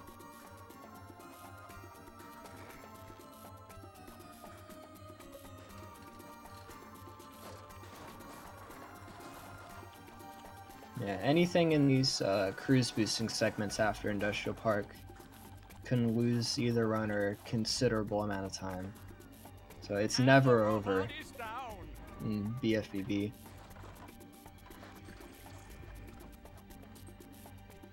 One more douse with that stuff, and SpongeBob will be back in the ring. Oh, that's gotta sting.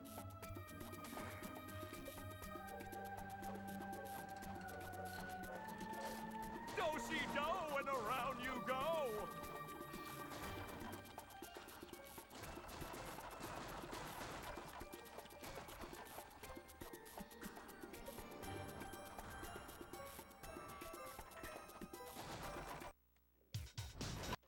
That does it. Alright, Jack SpongeBob entering is back phase in the 3. fight.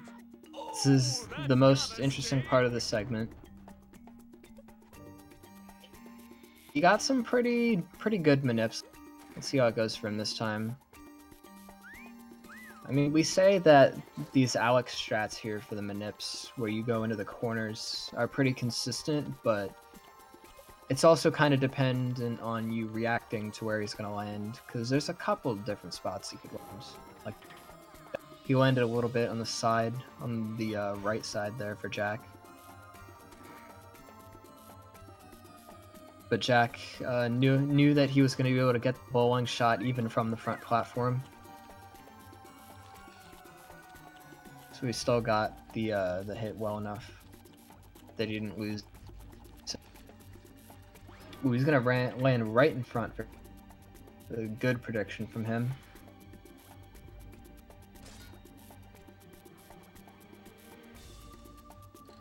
Like Tower is also going to be wrapping up phase 2 and entering phase 3.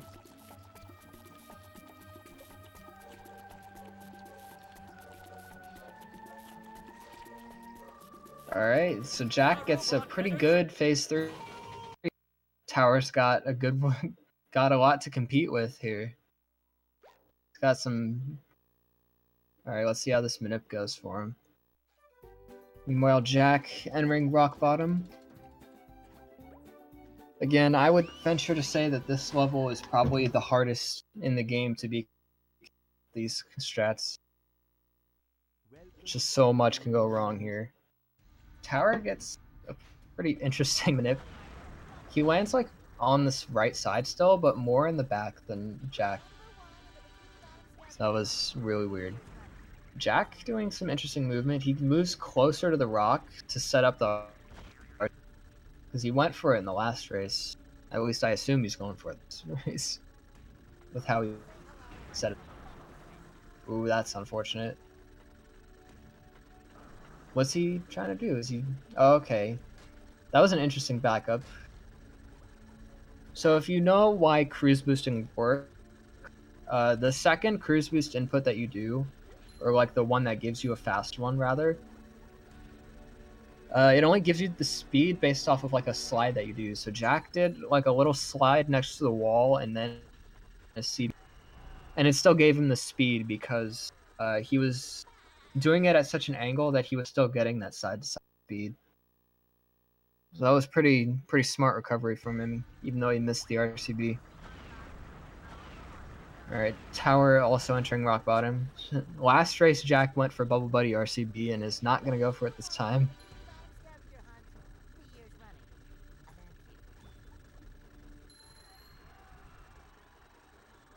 Alright, Tower with a good cruise boost to start off his rock bottom. These guys are about even on shinies. Tower was considerably ahead on shinies going into Sand Mountain. Now they're about even.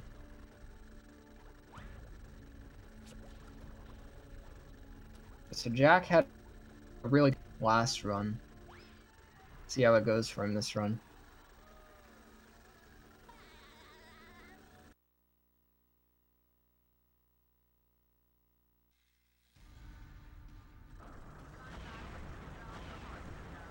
Alright, gets one missed cruise boost, so he can still make the cycle pretty easily. Yeah, there, that experience coming in. He knew how to recover that.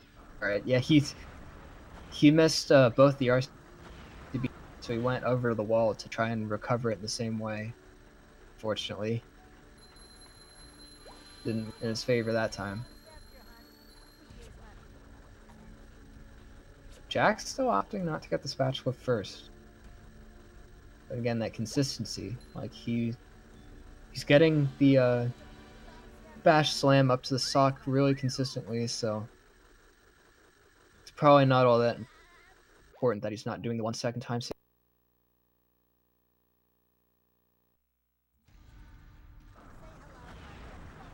Jack going for that slip and slide boost. First try, that saves like 1 second. So, I mean, you can go for it to save a second. If you start missing cruise boost with it. Alright, Tower gets a cruise boost first try, so he's going to be perfectly on cycle here. Gonna get the extra shinies that Jack had to skip because he was off cycle. Yeah, this is going way better for Tower than it did in the last run. Jack gets sleepy skip and actually gets his jumps back this time.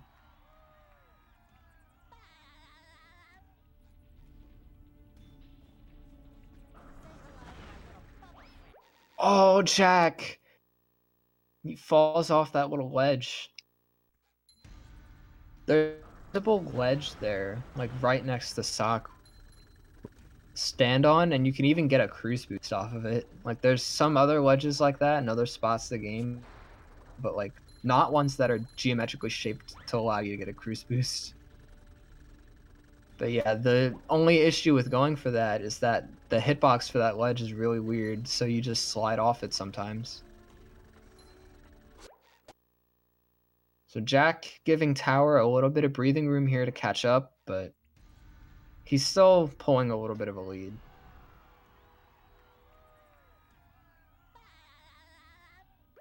As long as Trench goes okay for Tower. Oh, Tower's gonna get the long animation. Oh, he still got the trick.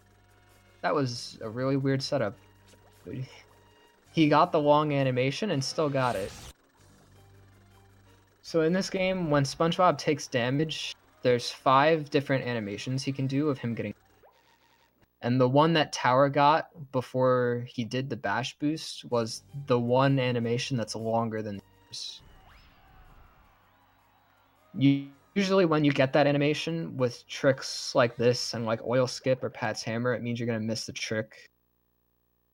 Just because you're not on the ledge for as long as the trick usually warrants you to be, if that makes sense.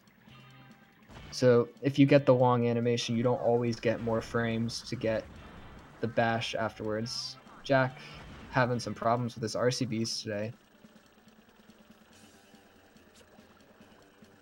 Ooh, that's a camera lock. That's interesting. Yeah, doing a bash does get rid of it, though, so good for Jack that happened.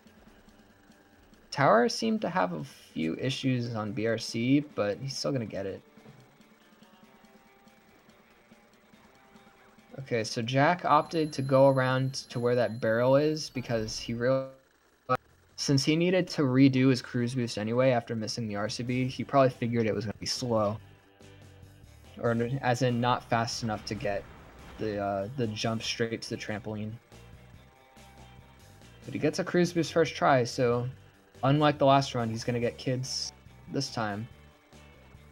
Tower, of course, doing his own route where he does kids and then over the moat to save spatula animation.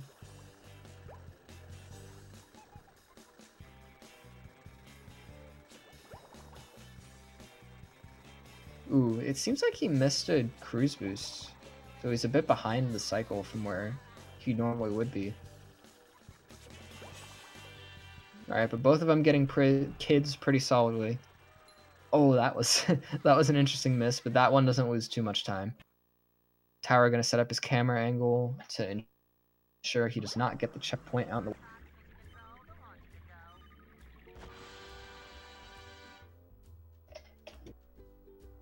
Okay. Yep. Pretty solid Blue Lagoon from Jack, and I imagine it's also going to be a pretty solid one from Tower as well. Tower is still ahead on shinies this run. I don't know where he gets extra shinies, but he's gonna be like exactly at 3,000 after this. Ooh, that was a really solid backup.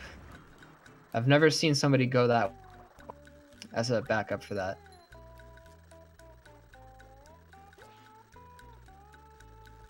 Alright, gonna set up his death warp here. And then warp to downtown.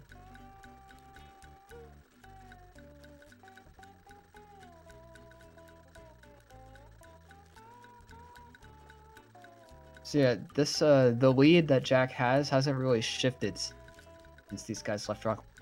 So this is still in a recoverable position for Tower.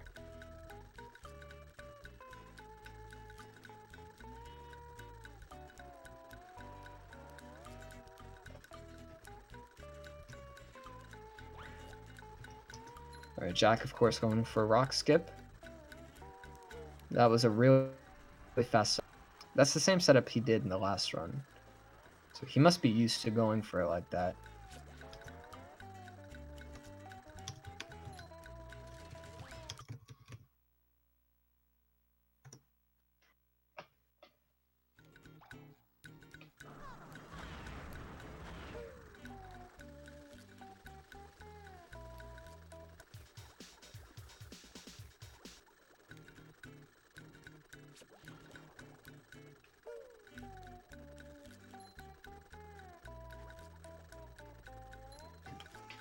A pretty standard movement from Jack to get up sport.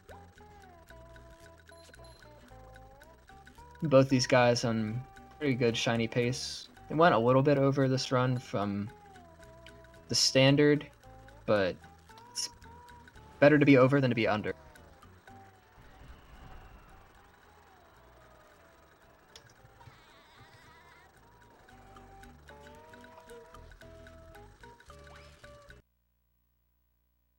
Yeah, Tower had a pretty clean rock skip.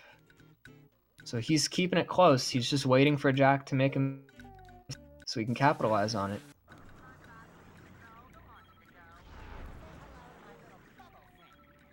But I mean, Jack is not the type of person to make a lot of mistakes. It's again with that consistency. Jack has shown that he's been getting sub at 1 hour times for the entirety of this tournament, pretty much.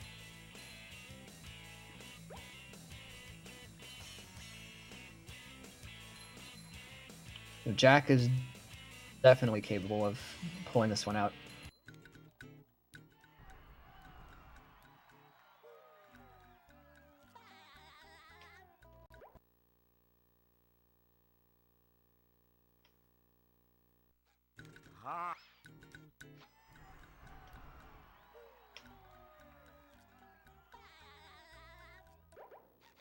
Yeah, again, just kind of pointing out the consistency with these guys. Like, there haven't really been any major mistakes this run. Like, the only thing that's happened is that Tower got a really dumb thing with the sponge glide. Like, that's about the only thing that happened to either of these runners so far. And it's just that one mistake is all that you need.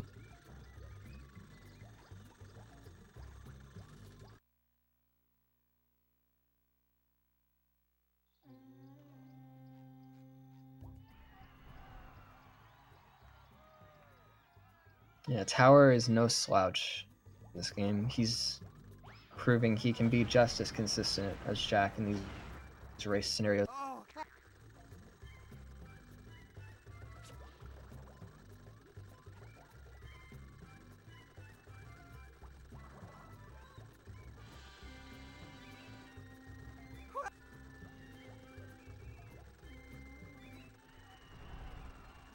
Yeah, so Jack, I don't know if he'll choose to go for Sponge Swamp again. I mean, he does it in his runs, so I imagine he's gonna.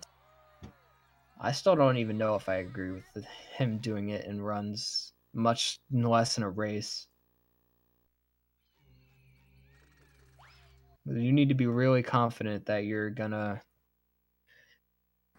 not slide off the edge of the vine and drown.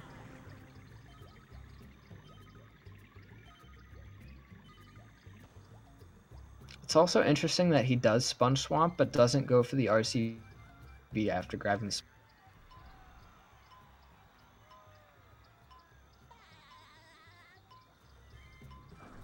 tower is right on his heels, though. He's not letting up. Oh, is Jack gonna fall off? No, he's not gonna fall off. Yeah, if you don't turn your camera the right way in that spatula animation, you can just fall into the goo and die.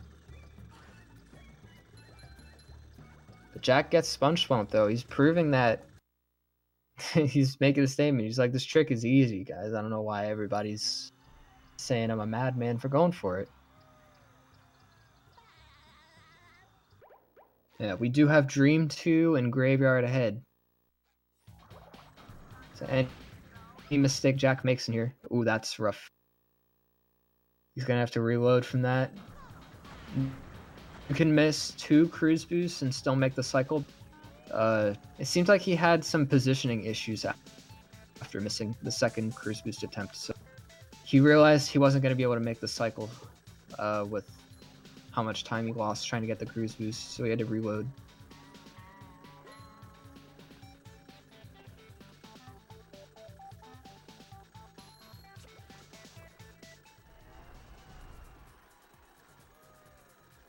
Alright, gets a pretty solid squid stream though after that.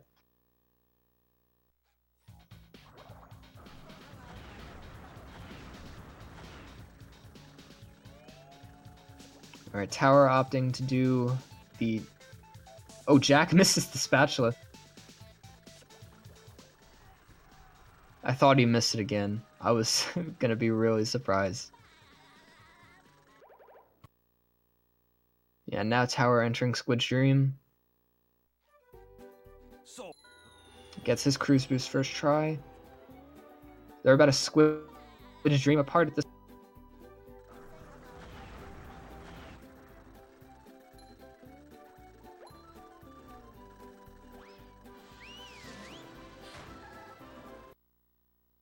Ooh, Tower gets the bounceless. It takes some pretty good precision on that last tambourine to get bounceless, because you need to set up SpongeBob in a way you can just jump straight to the orange notes. If your angle's off, it's way harder to get that bounceless trick. Jack, I mean, he took the sock a little bit slow, but it's probably better that he did at this point than trying to rush it and potentially.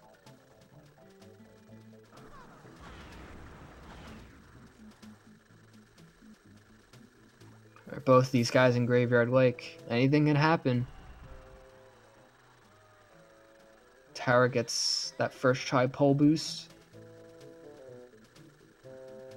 Okay. Also waiting on the platform. Pretty smart. He would rather wait around and lose a second. Ooh, a little bit of issues there, but not a huge deal.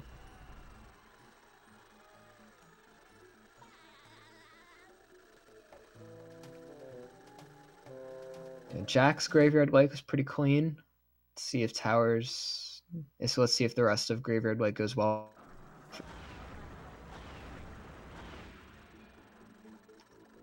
Oh, he misses the... Oh, he gets rid of his cruise boost.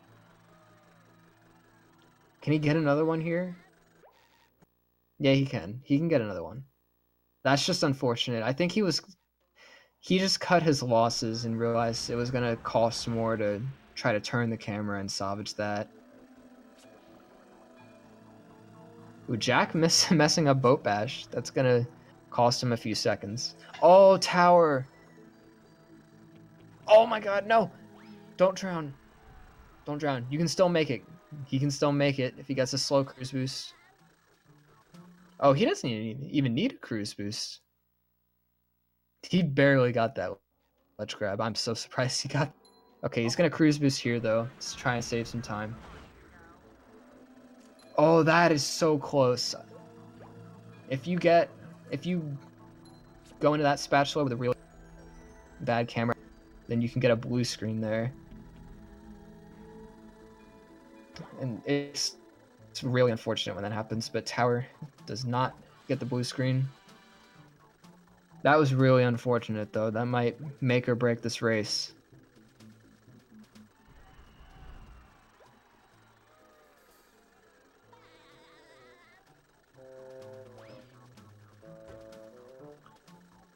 Jack's gonna need to have a shaky Dutchman skip if Tower's gonna bring this back, but that might just be the end of it. Ooh, bowls right into the spatula. That's not what you want, typically.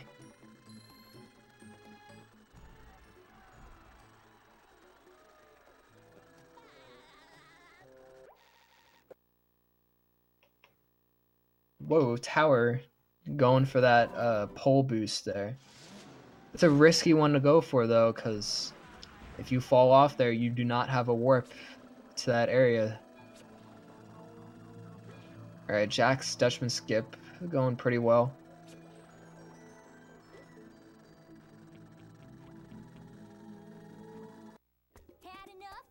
Alright, Jack gets a pretty clean Dutchman skip.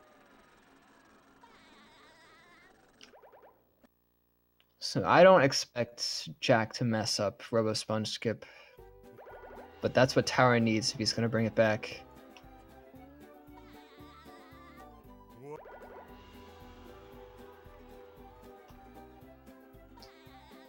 That was a really close race, though, the whole way until, like, after Gulagoon, that difference in time did not shift at all. Just goes to show exactly how good these guys. And here we are, folks, the main event. A gauntlet of ever-increasing ferocity. It's not quite over yet. Tactics and fast. Alright, Tower gets the skip. Not Tower. Jack. I misspoke. Is Jack gonna go for Fast Brain? Yeah, he is. Alright. I mean, he knows he can go for it once. So, I mean, probably even more than that. But, okay, he misses it. Will SpongeBob be able to neutralize Alright, yeah, I the respect giant this. robot's brain? So he cares about the fans, but he just wants to make sure. Ooh, that was interesting. Tartar sauce skip. I've never seen somebody be that far forward and still get tartar sauce.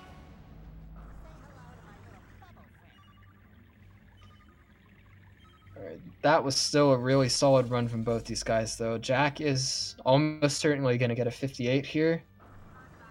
Tower is right on his heels, probably going to get a low 59, I would imagine.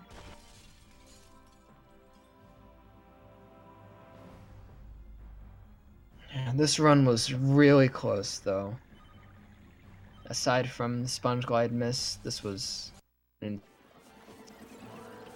Jack gonna pull it out with a 58-40 and take this match to...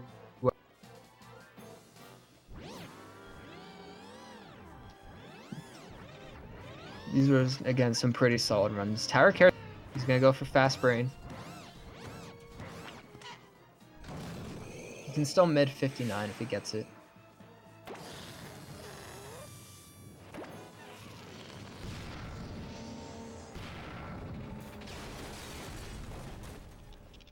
These runs were pretty solid from both of them, I'd have to say. Oh, that is unfortunate from Tower. Okay, he's going back around. He's going to try and pull it out. That does it. I'm becoming a lawyer. You haven't defeated me yet. Alright, looks like we might have Jack coming in here, get an interview. And then we'll see. I'll destroy you. You'll destroy me. I'll destroy you. I'll destroy you twice as hard. Oh yeah? I'll destroy you plus one. Well, I'll destroy you plus infinity. Tower struggling a little bit on this Fast Brain. Shut up, you stupid robot. Who are you calling stupid? Alright, finally gets that ledge grab. Gonna pull it out with the 1 flat 04. This was really close between these guys. Well, Plankton, It was definitely a good set to watch. Oh, I'm pretty sure they're gonna unmute soon or undeafen. Oh, what's going on, Jack? I do. That was... I don't even know. Dude, I was... this, Yeah. this best of 3 just really shows the consistency from both you guys. Yeah, that was a really good run. I was minus 15 off of my PB out of industrial. Dang. So there was, if I literally got a perfect brain, I could have maybe gotten like a 58-19. So I was just going for it. But it's That all was good. definitely solid, though. Yeah, no, this is what I kind of needed, because I've been really discouraged about the runs lately. Like, I just feel like I haven't been playing as well, and this run, like, no reset, just like 2020 Poseidon, I think it was. Like, that Yeah. that's what I need, like, to just keep my morale up while playing this game. It's like consistency, I guess. So, big yikes. Welcome, Tower. Hey, Tower, GG. Dude, Thanks, man. I mean, that was a better run than last time, so I guess I'm somewhat that happy. was a Dude, huge improvement. I've never seen that happen in What happened to you, Tower? Yeah, I have no idea why I couldn't grab this stupid ledge. Was it wait, did you get like stuck in the island? Yeah, where he you- Oh couldn't- yeah, he couldn't I thought I land. would get. Oh, I'm sorry. Hold on, you continue. Yeah, you didn't land, and I've never seen that happen with the early Tower Squad. Yeah. What happened was I thought I was gonna get the instant bounce, and I just wasn't paying attention, and then I like turned around so I could prepare to like jump over the island, but then I got stuck.